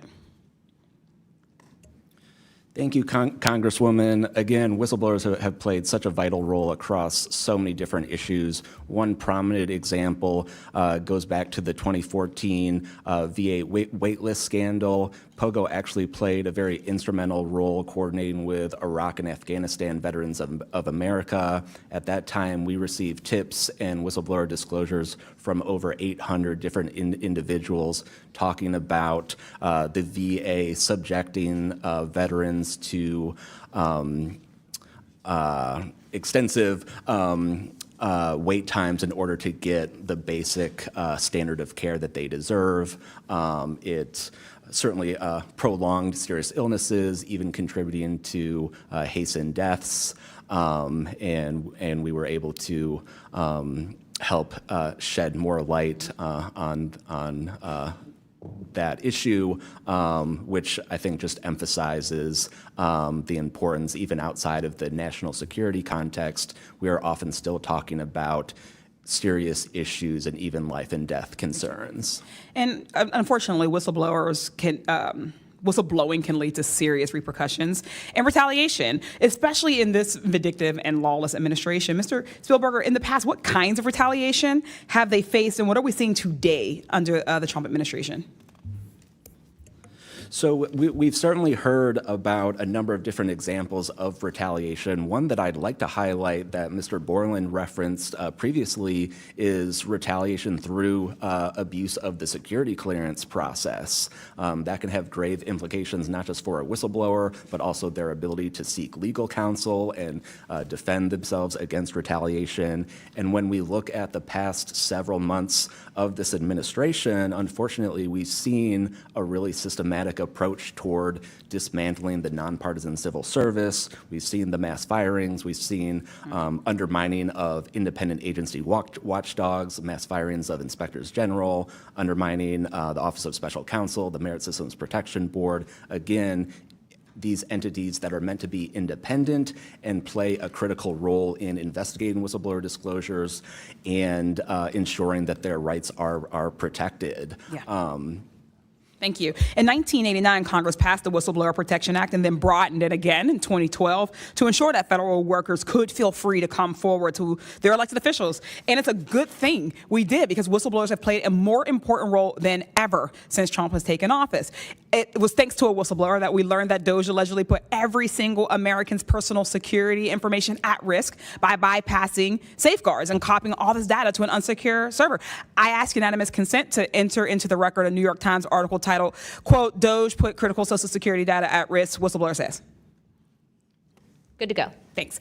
We've had whistleblowers at the National Labor Relations Board reveal that Doge minions may have shipped case files outside of the agency, possibly to help then co-president Elon Musk continue to exploit his workers. And last week, whistleblowers at the National Institute of Health came forward to say that RFK Jr.'s vaccine misinformation campaign had pervaded even the highest levels of the agency. Typically, whistleblowers have an inspector general they can rely on to investigate their claims and register issues with agency leadership. But President Trump has fired or demoted over 20 inspectors general. If I may ask one more question, Mr. Spielberger, can you explain how eroding the independence and capabilities of inspectors general further endanger these whistleblowers?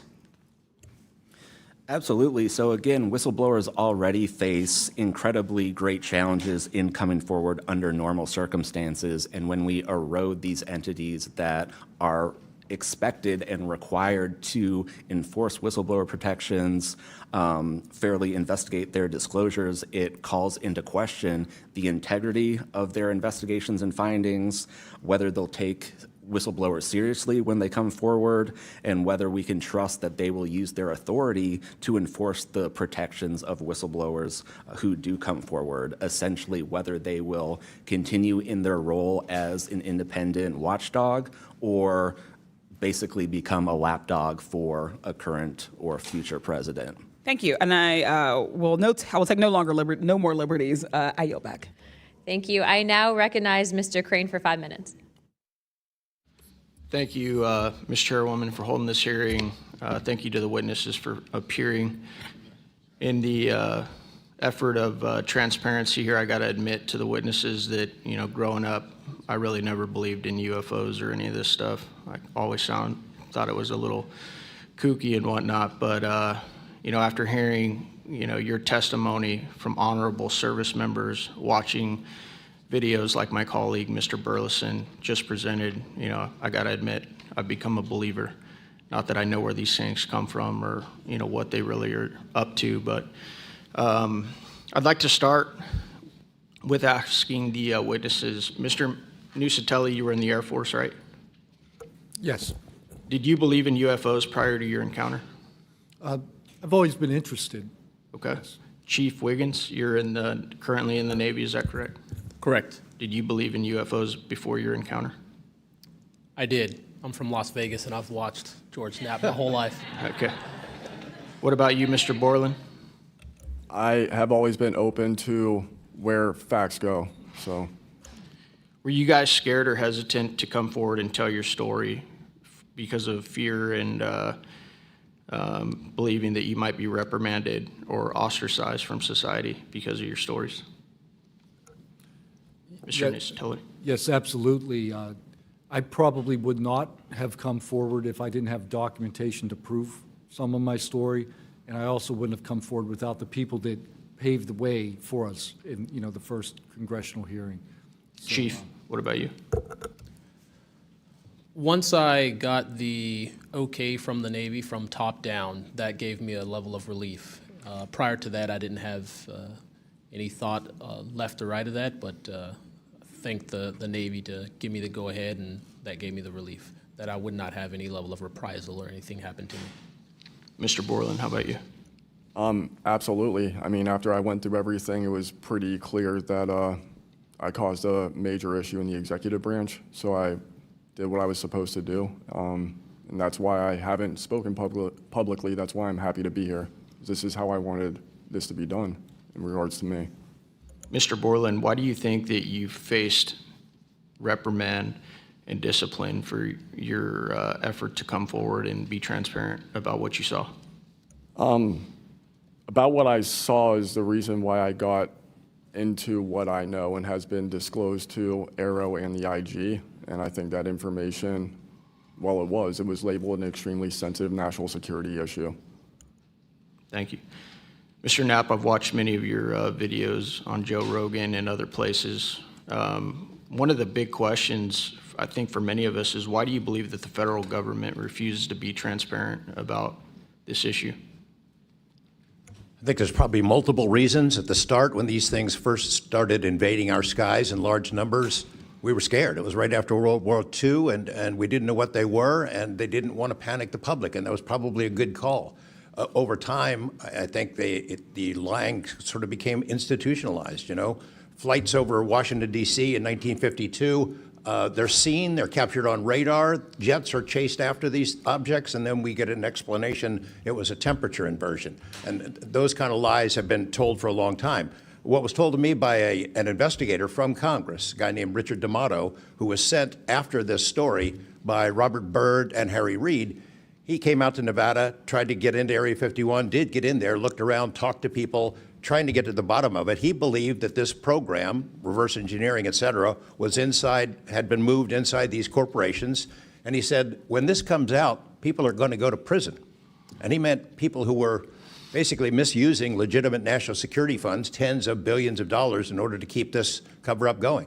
I also believe there's a legitimate reason for the cover-up in that there is undeniable connection of national security involved in this technology. If we are racing for it to master that technology against the Russians and the Chinese, which is what I have been told by Senator Reid and many others, then it is a race that's critical to our survival. There could be a form of disclosure, I think. Yes, it's real, it's from somewhere else, without revealing all the details that would allow someone else to have an advantage in the race for this technology. Thank you.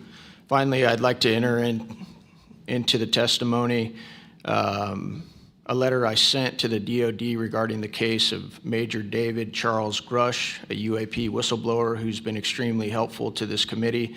Unfortunately, due to his participation in the disclosure of UAP, he suffered reprisal like the removal of his clearance, denial of promotion, and loss of medical retirement. I wrote the DoD on July 24th, 2025 on behalf of Major Grush, and I'm still waiting for a reply. I appreciate any help the committee can offer to get a response. Thank you. I yield back. Without objection, we'll be following up with the DoD after this hearing. Thank you, Representative Crane. I'd next like to recognize Representative Gill for 5 minutes. Thank you, Chairwoman Luna, for holding this hearing, and I'd like to yield a minute of my time to you. Perfect. My first question is to Mr. Knapp. Mr. Knapp, how do we know that the files that you obtained from the former Soviet government are not BS and just given to you as a disinformation campaign against the U.S. government? Yeah, it's a good question. So I shared some of them with the Senate Intelligence Committee when I first got back because that was requested by the Russians who shared some of that information with me. Secondly, I gave all of that material to the DIA through BASS, the OSAP program, sorry for the acronyms. Can you name names real quick? Sorry. At BASS or OSAP? Who did you give them to directly? I gave them to Robert Bigelow and to Jim Lukatsky. And they hired a whole team to go through them and retranslate them and analyze it, and they created a structure of how the UFO programs in the USSR and Russia were put together. They said they were real. The other person who said they were real is David Grush. Noted. Thank you. Representative Gill. Yep. And thank you. I'd like to yield the remainder of my time to Eric Burleson. Thank you, Representative Gill. Mr. Wiggins, Chief Wiggins, in your view, what mechanisms, such as internal protocols, witness debriefings, or cross-agency documentation, should be better established in order to ensure that such a credible sighting like the one that you have given are preserved and made available to oversight bodies like this? Thank you, sir. As a active duty Navy member, our mission is to carry out the ship's mission or the command's mission. And we, on a general basis, don't have knowledge of what to do when we see things like this. We just don't. We're there to do our mission and do what's told of us, right? So I think what would be important is giving active duty members a clear way of being able to report things like this to where it gets to this point. And ensuring that we have a standard level of understanding that there wouldn't be any level of reprisal or anything happening. Because, you know, I've been in the Navy for almost 24 years, but what about the sailors that have been in for 2 years that experience things like this? They're not gonna have the knowledge, or they'll probably be a little bit more fearful to speak up, being it that their career is just starting. Yeah, I want to commend you. You're the first witness to come forward that is currently serving, and it's recognized. And so I thank you. And your testimony is unbelievable. Let me ask this question. Are you familiar with the Witness Protection Act that that Representative Burchett has filed. I'm not too familiar, sir. Anyone on the committee familiar with it? It's fantastic. It's the language that we need. It's language that will protect whistleblowers from any kind of reprisal, and yet it's again and again blocked by this body in some way. Many a times it's being blocked not by elected officials but by staff behind the scenes. And the other bill, the UAP Disclosure Act, which was filed last year, Senator Schumer, who I cannot believe that there's a topic that he and I agree on, but he and I agree on this topic. He has sponsored it in the Senate. He put it on the National Defense Authorization Act last year. Remarkably, I can't get it it was stripped out by the House last year, and I can't get it onto the bill leaving the House this year. Mr. Knapp, how far would that bill go to actually getting the answers that we need? Pretty far. I think that they're still going to have roadblocks. The keepers of the secrets, the private companies that have been doing this job for intelligence agencies for a long time, are not going to cough it up. You'd have to force it out of them. And whether you can get them to admit that they have it or not, I mean, they're supposed to lie about it. They've been lying about it. More power to you. I hope it works. I hope it passes this time. But it's a daunting challenge to get them to open up after lying about it for more than 75 years. Yeah.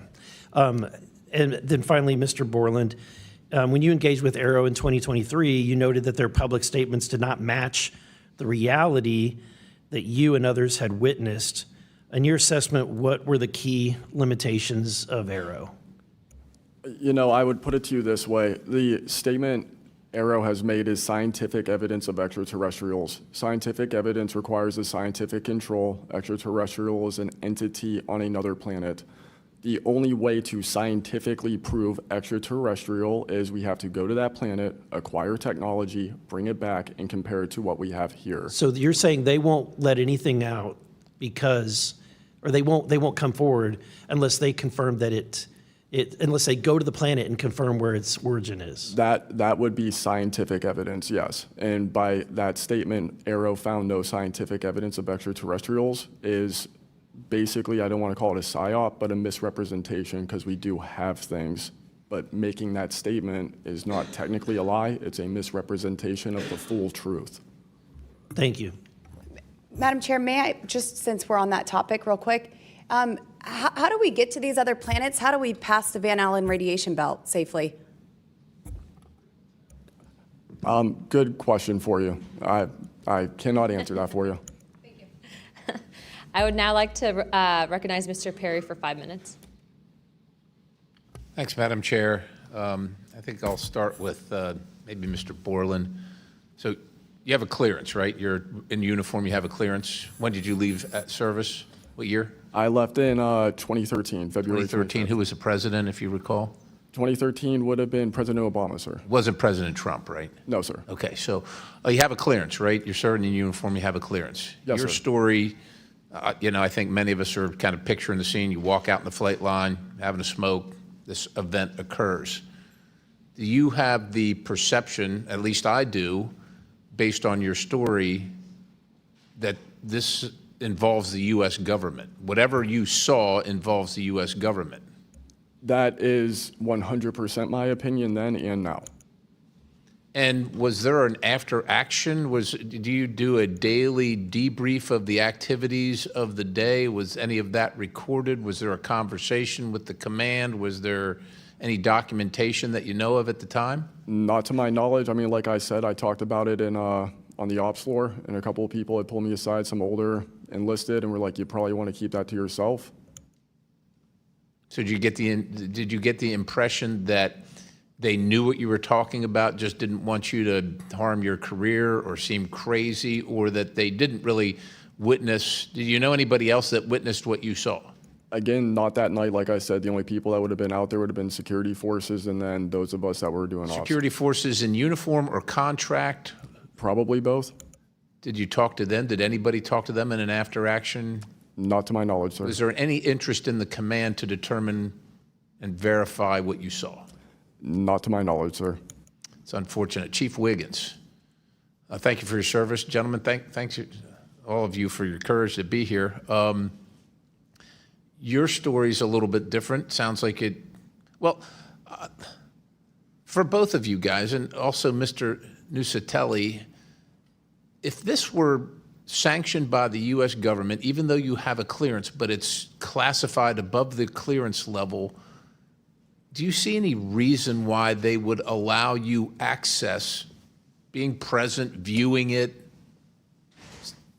hearing it, being around it? Like, what is this, an accident? Like, does the U.S. government make these kind of accidents? They make accidents, mistakes like this? Like, we're doing this test of this new system, and we forgot these guys were standing here. Does that sound like something that the U.S. government would do? No, sir. Some of the launches we were doing were like $5 billion projects that had taken like 10 years to develop the technology. And these objects were coming right up to the launch pad. So any kind of mistake, I mean, it could cause a catastrophe. Right. So it's very confusing why these objects would be operating in and around our bases or during training exercises. So it would lend you to believe that the U.S. government had nothing to do with whatever it is you saw. Correct. They wouldn't want it there because it would potentially interrupt the proceedings at the time. Was there an after action? Was there a discussion by your command was there an investigation? It's pretty significant activities that you were involved in. Was there an investigation that you know of? We conducted investigations in real time. Right. And we document all the evidence, but as far as anything from higher up, I don't know if there was an investigation done. No information came down on what we should do. Were you ever interviewed at someone else's request? About that incident? Yeah, about the incident. I don't believe so. Do you think you find that odd? If something happens, you're around multi-million, maybe billion-dollar operations and launches of national security interests, very sensitive. There's an anomaly in the operation. The only person witness that saw a UAP at Vandenberg at that time frame that was interviewed was the one that witnessed the thing land. Why wouldn't, well, I don't know why I'm asking you, but it seems to me that we would want to interview everybody associated, even not associated, to find out if they were associated. Chief Wiggins, how about you? Was there an investigation? Was there an after action? Was there documentation on the incident that you were privy to? No, sir, not that I know of. And in my previous experience as an operations specialist, all operations that I've been a part of have been deliberate. So yeah, they're and deliberate operations. After the operation, you conduct an after-action review, or that's what the Army calls it. I don't know what I imagine the Navy has something similar to determine your weaknesses, your successes. Do you do that in regard to this incident? No, sir. The Navy calls it after-action reports, and not to my knowledge was there an after-action report of this incident, sir. It's unfortunate. Thank you, Chair. I yield. I now recognize Mr. Biggs for 5 minutes. Thank you, Madam Chair. Thank you to the witnesses for being here today. I'll tell you that today's testimony should alarm every American, no matter their views on UAPs. This isn't simply about UAPs. It's about government integrity, the responsible use of taxpayer funds, and Congress's constitutional duty to oversee the executive branch. I've heard evidence of critical information hidden in special access programs, off limits to virtually every elected representative, and certainly to the public. Credible witnesses report retaliation for speaking out. These are clear attempts to silence those who are exposing the truth. We must protect the whistleblowers. And decades of government disinformation have eviscerated public trust. So this isn't a partisan matter. It's a constitutional matter. And when you talk about the VAs, Ms. Spielberger, and all the problems that they had, the hub of that was Phoenix. And they went after the whistleblowers there. And that was under the Obama administration. So it doesn't matter which administration, which party, both parties have got to come clean, particularly on this. So if the government thinks it can hide the truth and punish those who speak out, Congress has to keep pushing until the facts, whatever they are, wherever they lead, come to light. I'm going to go to you, Mr. Knapp, first. You've interviewed numerous UAP whistleblowers over the years. The question is, how do you verify their claims before deciding they're credible enough to report on?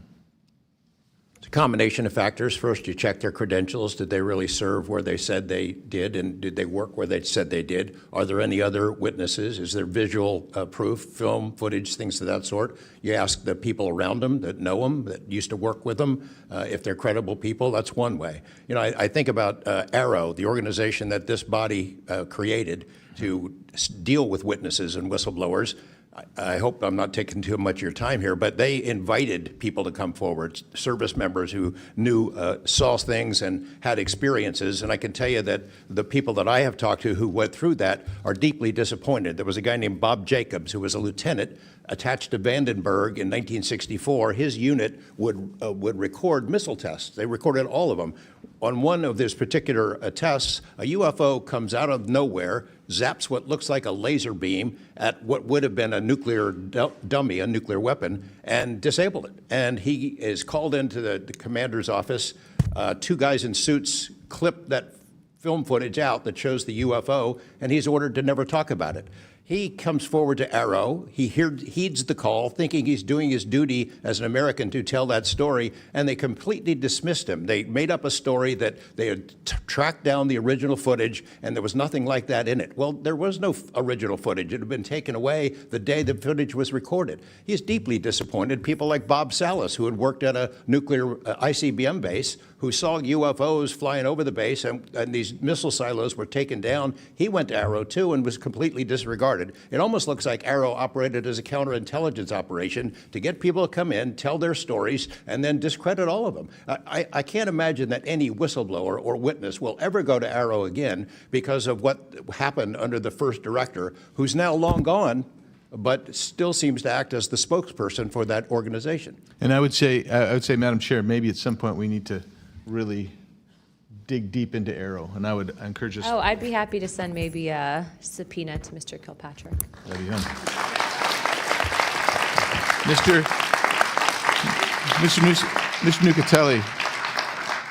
Nucatelli, you've testified that official Air Force records of the Red Square incident are now held by Arrow and the FBI.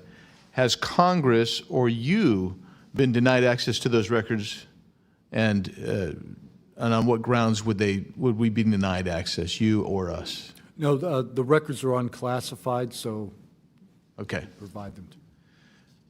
In the 2003 to 2005 incidents you described, were any physical effects, electromagnetic interference, radio anomalies, or security system disruptions documented in base logs or any reports, official reports? Not to my knowledge, no. Mr. Wiggins, has the full resolution unedited footage of your incident been provided to Congress? Yes. Okay. Were you or your crew ever instructed formally or informally not to document or discuss the event? Ever? No. Good. Mr. Borland, you've talked about manipulation of your security clearance records. Can you identify which agencies or offices were responsible and whether they provided any written justification? I can do that in a skiff, sir, 100%. Because of being a part of a multi-agency special access program, I cannot give those publicly. So I'd encourage us, Madam Chair, to have that skiff meeting if we can. And then, Mr. Borland, again for you. You testified that you withheld certain sources and methods from Arrow due to mistrust. Can you give us some specifics that led you to believe they were misrepresenting the truth? Well, as I said already, what I said about scientific methods, scientific control, extraterrestrials, I mean, I know what I've seen, I know what I know, and I know it's true. So any agency that's going to go public and try and manipulate the public perception of this subject in such a way that is negative when I know the truth about it is why I had extreme reservations with it, and also what I've been through and other whistleblowers and people in the know about this subject have been through.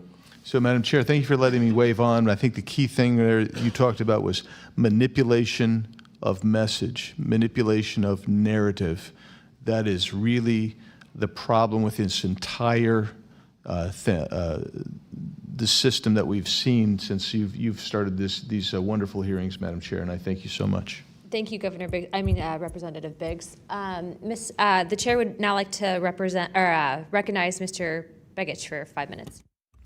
Thank you, Madam Chair. First question, Mr. Borland, earlier today you mentioned that in a SCIF, you would be able to discuss whether a member of Congress is actually legally able to access certain information. Under what authority would a member of Congress be restricted from accessing information on this topic, even within a SCIF? I would suggest reaching out to Director Gabbard and speaking with her about that. I'm hopeful that this goes back to the executive branch and who even has authority. Unfortunately, I can't give you a 100% solid answer because I don't even have that knowledge. Next question to George Knapp. What is the estimated annual budget, your view, for the program for investigating or reverse engineering UAP-related technology, including official, misappropriated, or black budget funds? I wouldn't have a clue. I don't know of any person that's ever seen it. Does anyone on this panel wish to address that question? Okay, moving on. Are any of you willing to name specific gatekeepers within the root cell of the UAP-SAP Federation?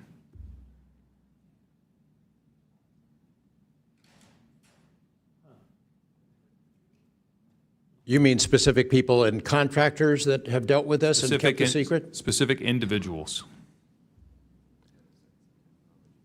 Well, one of them was named Dr. James Ryder at Lockheed.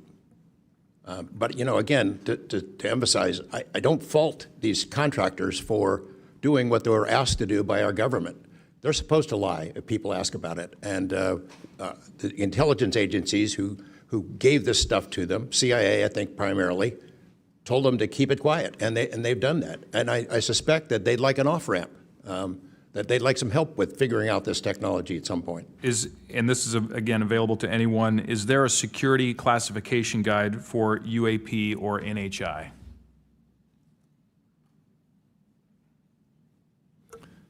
I remember in the 2003 or 2023 hearing, it was stated that all UAP-related material is classified secret or above. I have a name for you. Go ahead. Glenn Gaffney, CIA. Glenn Gaffney, CIA. Another question for you, Mr. Knapp. What is, in your view, having investigated this issue for so many years, what is the long game with respect to disclosure of this information to the public? Because with the advent of essentially a video camera and a high megapixel phone in everybody's pocket, at some point, this information is going to be impossible to withhold from the public. What do you think is the long game here? Well, the secret's out. I mean, how many videos have there been already? You know, videos that are leaked from within the military and intelligence agencies and contractors and sensor platforms. It's out there. But they have the high ground. The people that don't want us to take it seriously dismiss it, discredit the witnesses, come up with a cover story. I mean, it's been out there a long time. The public senses that it's real, and the people in authority dismiss them. It's a game that's been going on a long time, and I don't think they're ever going to release it. I think that there's an attitude among the people that have been involved in this for a long time that the public doesn't deserve to know, and that the public probably can't handle it, but they can. Final question, again, this one's open to anyone who'd like to answer it. Describe your understanding of the org chart or lines of control within the executive branch with respect to these topics.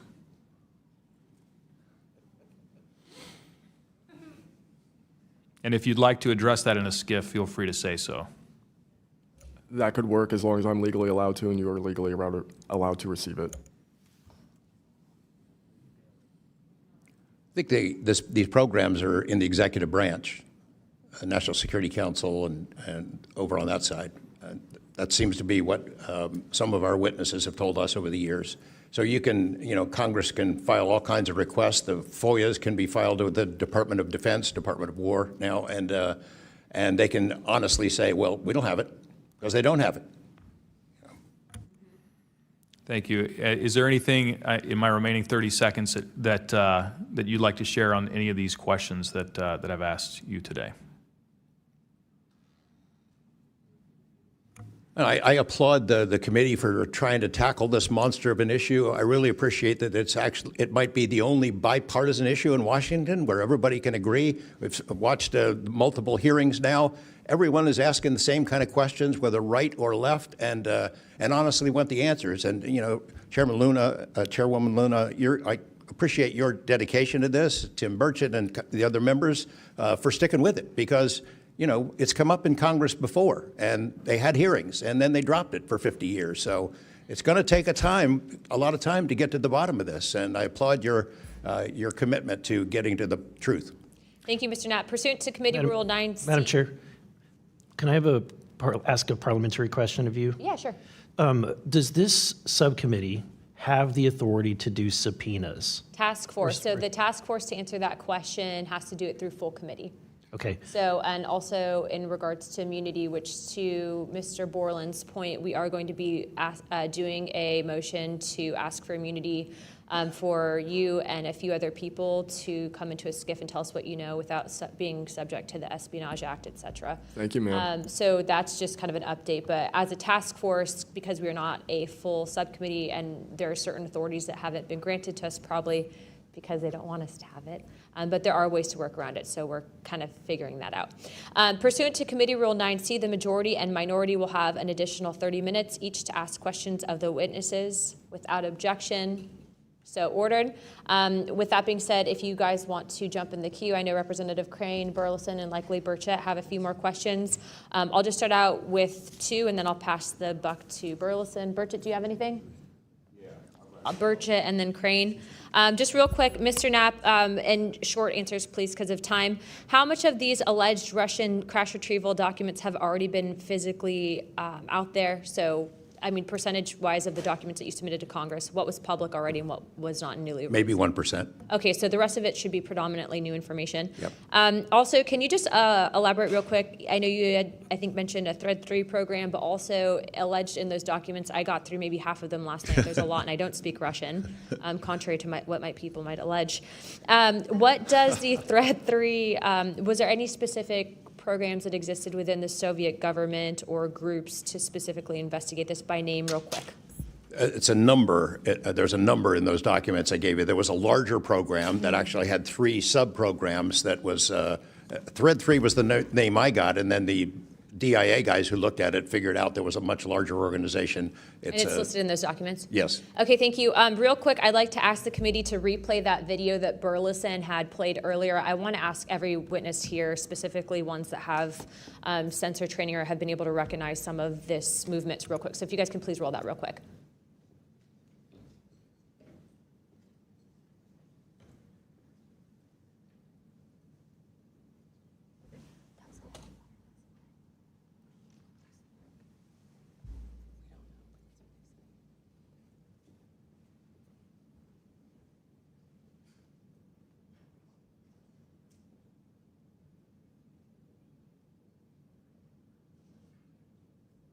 Okay, while this is still rolling, Mr. Nusatelli, real quick yes or no answers. Are you aware of anything in the government, United States government arsenal that can split a Hellfire missile like this? No. And do whatever blob thing it did and then keep going? Nothing? Nothing. All right, how about you, Chief Wiggins? Nothing to my knowledge, ma'am. Okay, and how about you, Mr. Borland? I prefer to answer that in a SCIF. Okay, does this video scare you guys? Yes or no? Yes. Wiggins? Yes. Nat? I had a different reaction. I was really happy that it got out. Thanks for providing Curiosity that, kills the Congressman. cat. All right, Mr. Borland? Yes, for... Okay. All right, that is the end of my questioning. I'd like to now recognize Mr. Crane. Thank you. Chief, I was on a ship for a little bit. I was a gunner's mate on the USS Gettysburg for a couple of years. My question to you is, when you had your encounter and you saw it on the screen, you were in the CIC, is that correct? That's correct. On an LCS ship, the CIC is on the bridge, so it's called ICC-1, but yes, same. Did a bunch of the other folks in the CIC come and check out what you were looking at? Yes, we all did. The tactical action officer, myself, the RCO, and two others that were on watch. We were all in the same space, so we were all looking at the Sapphire screen all at the same time. Because in the other couple instances with the witnesses, you guys just saw it by yourself, is that correct? Mr. Borland, you saw it by yourself? For me, yes, sir. Mr. Nisatelli, you saw this by yourself? No, there were multiple witnesses in every case at Vandenberg. Okay. So, Chief, did that spread like wildfire throughout the ship in the next day or two, what you guys had seen? No, sir, it didn't spread throughout the ship, but it spread throughout ICC-1 conversation. As you do your turnover, we talk about it, but it didn't go further than just the watchstanders that stood watch on the bridge and in ICC-1. So it did move around there throughout a few days. I'm kind of surprised. Stuff usually spreads around the ship pretty fast. Why do you think the rest of your fellow sailors on the boat didn't hear about it? Potentially uninterest, possibly, with engineers or combat systems like yourself, don't make their way up to the bridge enough to get within sight of the circle of talk about the incident. Was it hard for you to get permission from the Navy to bring that video? I myself didn't bring the video. I just saw the video. When I saw the video, I got in touch with Admiral Gallaudet. That's how I wind up knowing about the video itself when I first talked to the Admiral. And you can hear my voice at the back end of the video, and I was like, hey, that's my voice, and I wanted to talk about it. How long did that encounter take place, Chief? So the encounter itself, from the time I recognized on my radar to the time after the video ends, was probably about 5 to 7 minutes. What speed was the object moving at? When I first witnessed off the port bridge wing the object moving out of the water, what I thought was originally just a light on the water, something on the horizon, and surfacing and going into the air, I then knew it was an air contact. But as an air controller myself, I started thinking and going through kind of like my checklist in my mind. Could it be a helo? But it's not blinking lights. So I then realized this is something I've never seen before. So the speed itself, just going from the horizon to about maybe 4,000 feet in the air, was very slow, slowly rising. And then it sped up. I'm not an expert at knowing specific speeds of aircraft just by visual eye, but I would say probably 1-2 Mach instantly into the rest of the formation. I didn't notice visually with my own eyes the other 3 objects until I went back to my radar and also utilized Sapphire to see that, in fact, there were 4 total. And then again, when they all left after a certain amount of time, it was nearly instantaneous. So you spotted it visually first, Chief, and then went back to your radar, or did you guys spot it on radar first? Radar first, because that was my watch station. And then you went out to the port bridge wing, is that correct? Correct, to verify what I saw on my radar. What range was it at, Chief, when you were able to see it visibly? I would say about 7 nautical miles, 7 to 8 nautical miles of a light from the ship. Wow. Thank you. I yield back. I now recognize Mr. Burleson. Thank you, Madam Chair. Mr. Chief Wiggins, you said that it emerged from the ocean. Is that right? Yes, sir. And before it did, it was glowing. It was a glowing object under the water. That part I couldn't tell because it was nighttime at 1915 approximately, and it was also at a distance. So it's very hard to tell the difference between something on the horizon and something surfacing from the water. My personal thoughts after seeing what I saw is that it did in fact come from the water, but I don't have visual evidence showing exactly, that it did in fact come from the water. But I had to go through my process of elimination and try to figure out, was this a ship on the horizon just showing its lights at night, but to see it surface, then it made me question, okay, where did this come from? If it's flying and it's not a drone or anything like that, where was its origin? Where did it start? Mm-hmm. Mr. Knapp, in your testimony and in this document, you detail an event that happened in Russia where their nuclear missiles were activated, and we were close to a World War III at that time, which is startling to hear.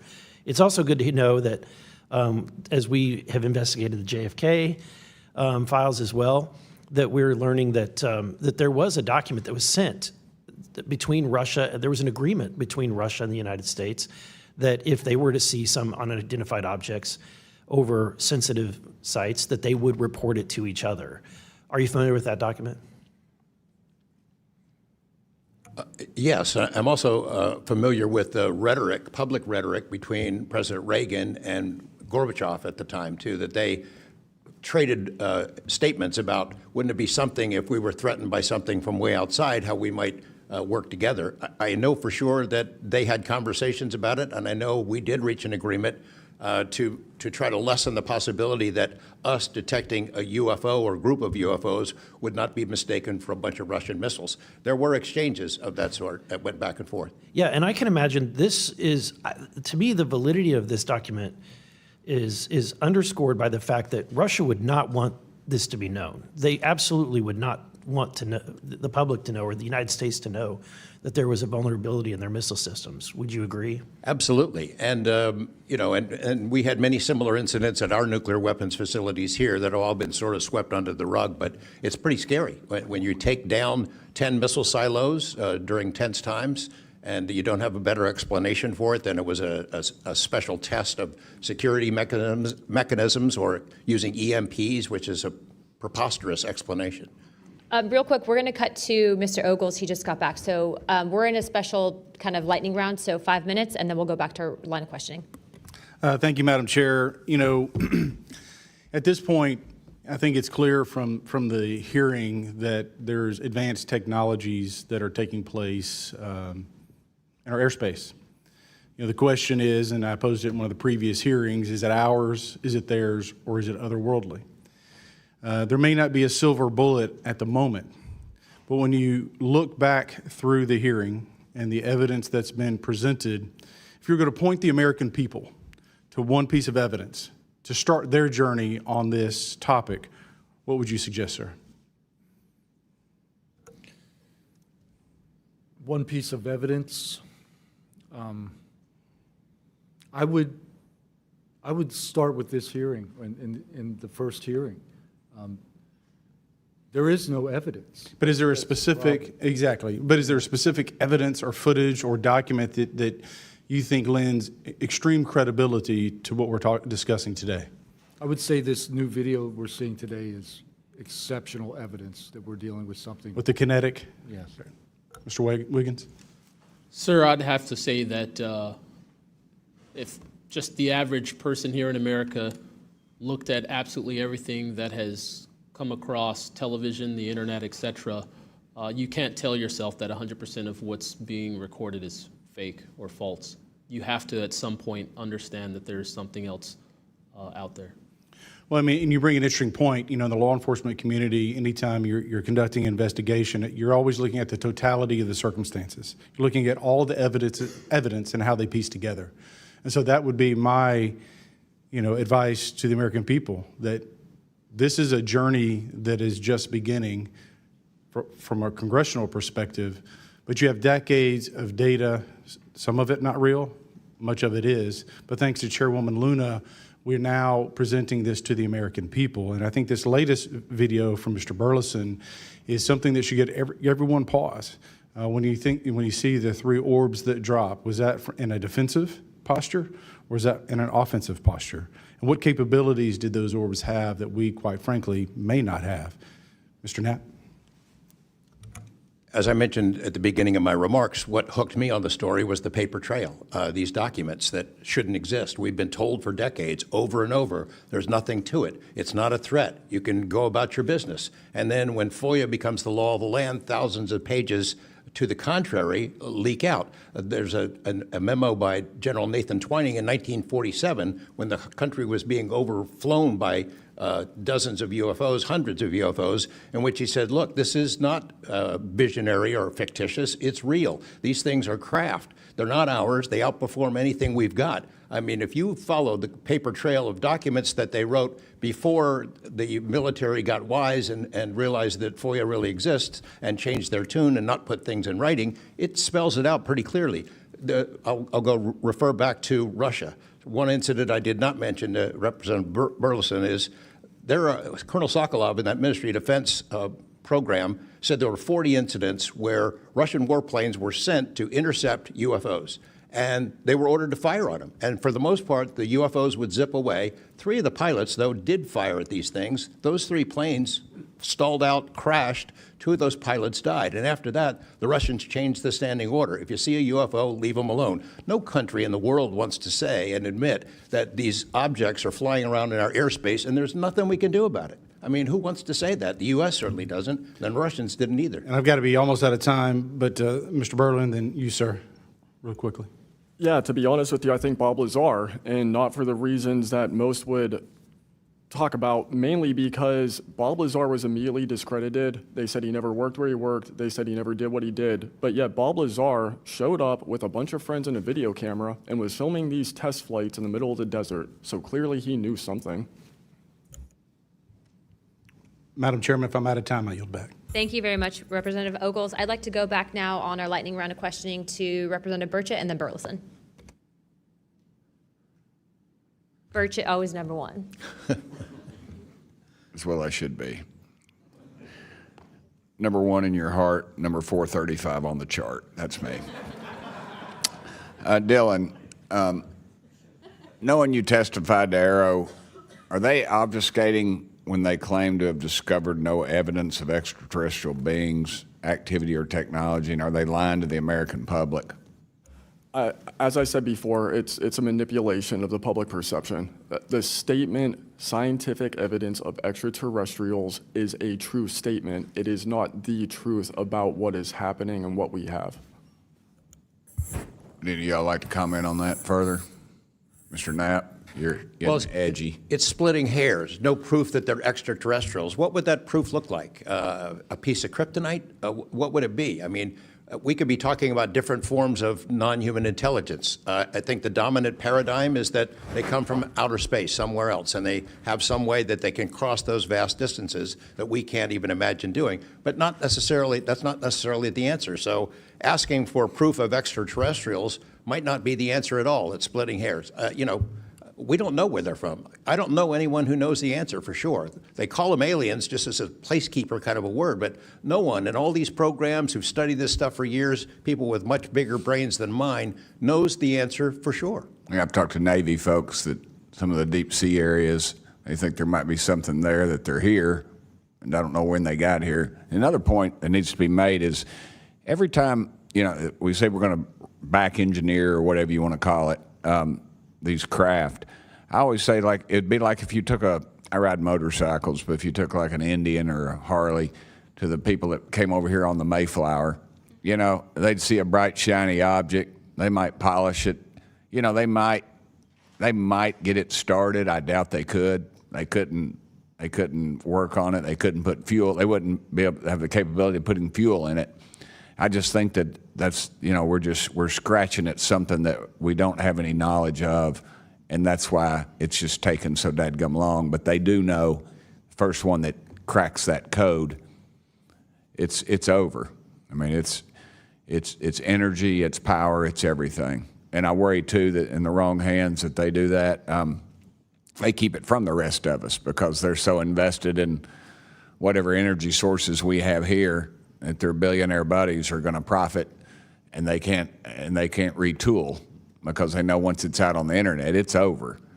And so I think there's a lot of things going after, and I think that's why the move to discredit folks is so rapid too. I think they point to them and they put the dogs on them, and it disgusts me. There's a price to be paid for that too. The Russians and Chinese are trying to figure this out as well, but they don't have the same kind of stigma. They tell their best scientists and engineers, get in there and work on it. And they've been doing it for a very long time, might have a head start on us. Here, we don't have our best scientists and engineers working on it because they've been told it's nonsense. The stigma is very real for people like that. I agree. Yield back, Chair Lady. Thank you. I'd now like to recognize Representative Burleson. Mr. Nusatelli, when you heard the testimony of Mr. Knapp talking about these missiles were shut down or turned on in Russia, does that remind you, when you hear these stories, it's got to remind you of the event that happened on your base? Absolutely. There are many, many accounts of incursions of this type taking place. I believe in the 60s we had a similar incursion in New England, and same thing happened. There were these objects coming over the base at low altitude, 200 feet over the base security police, and they were scrambling fighters, and then the objects would just fly off, and that went on for weeks. So the historical record has laid out that there's a pattern, that our installations are visited by these craft. You know, they come in and do whatever they're doing, and then they leave. And we don't know how to respond. We don't know how to protect the installation. So that's why we're here. When you first heard, and we're having to report on these incidents that were being witnessed by other individuals, did you believe them? Did you yourself believe it would be true until you saw it? Yeah, these are people I've worked with for years, deployed with. You know, I was in some of their weddings. These are people that I worked with every day of my life. Usually when the events were occurring, we were all together. You know, there'd be 40, 60, 100 people on duty during these encounters. Really? Yeah. All seeing it at the same time? Yes, these encounters were playing out while we were on duty, and we were responding and investigating in real time as they occurred. And as you said, the importance of your operation was highly important because they said it's the most important in 25 years, the research that you were conducting. For that particular launch, we had 500 Air Force police officers guarding the launch. 500 people. It was that critical. Wow. But had this thing showed up, we wouldn't have been able to do anything to prevent it showing up. Real quickly, can you just re-describe size and whether or not you heard anything? It was how big, wise? The two square objects were at least as large as a football field. The second encounter, they think it was much larger than a football field. We're talking like flying buildings. The object I saw was about 30 feet in diameter. And to confirm, you were not the only person that saw this? Correct. I think I was also told that there was also reports of this in a police blotter in the area. Can you confirm that? Yes, that's the documentation that I maintained from the original event and turned into Aero and the FBI. Okay. Do you have any more, Burleson?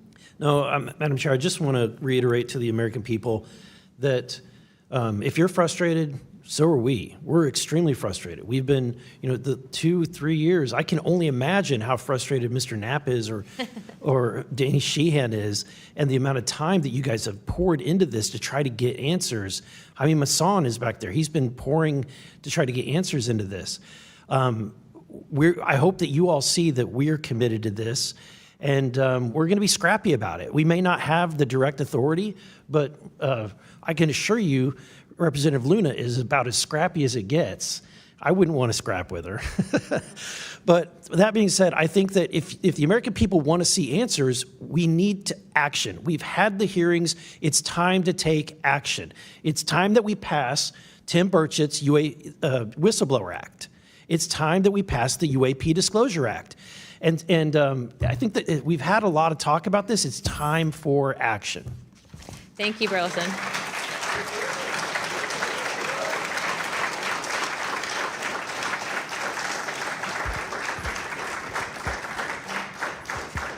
I would now like to yield 30 minutes to Representative Crockett. I'll reserve. Thank you. In closing, I want to thank our witnesses once again for their testimony today. I now yield to Ranking Member Crockett for closing remarks. I'll pass. No, I just want to say thank you so much to each and every one of you for being here today, for staying committed to this, and for your courage. I truly believe that courage is contagious. And right now, we need more courage than ever, whether it's UAPs or whether we're dealing with any other form of government where people are afraid to come out and speak their truth. The American people are relying on amazing public servants like you to speak up on their behalf, to be the watchdog, and to make sure that we are as safe as possible. And so thank you so much again for conducting a bipartisan hearing on such an important matter. Thank you. I'd now like to recognize myself for some closing remarks. This is obviously something that doesn't just affect everyone in this room. I can tell you that specifically for where I represent in Pinellas County, Tampa Bay, and Florida as a whole, there's many sightings, many questions, people reporting this, but I'm not the only one. I was also told by Representative Biggs, as well as our great representative from Alaska, that these are not isolated instances, and so it does give us reasoning to provide investigative inquiry into these topics. But also too, I would also like Mr. Spielberger, if you could actually review and see if your organization would endorse the Whistleblower Protection Act that Representative Burchett has. I can tell you that I will be signing on to a letter, as well as I'm sure many other members of this task force, and we hope that the ranking chairwoman, or my colleague here, Representative Crockett, as well as our Democrats that were here today, consider also signing on to that, as we do feel that it is time to ensure that our whistleblowers are given adequate protections and that people like Mr. Borland are not facing retribution in the way that they have been. With that being said, with all that and without objection, all members have 5 legislative days within to submit materials and additional written questions for the witnesses, and which will be also forwarded to those witnesses. If there are no further business, without objection, I'd like to now recognize Representative Burchett for closing remarks. I would just like to thank the ranking member and the chair lady for their courage. This is a tough issue. We all catch hell for it. And it's gratifying that we're here in a bipartisan nature and the way this meeting was conducted. And I want to thank y'all for your courage. Thank y'all. And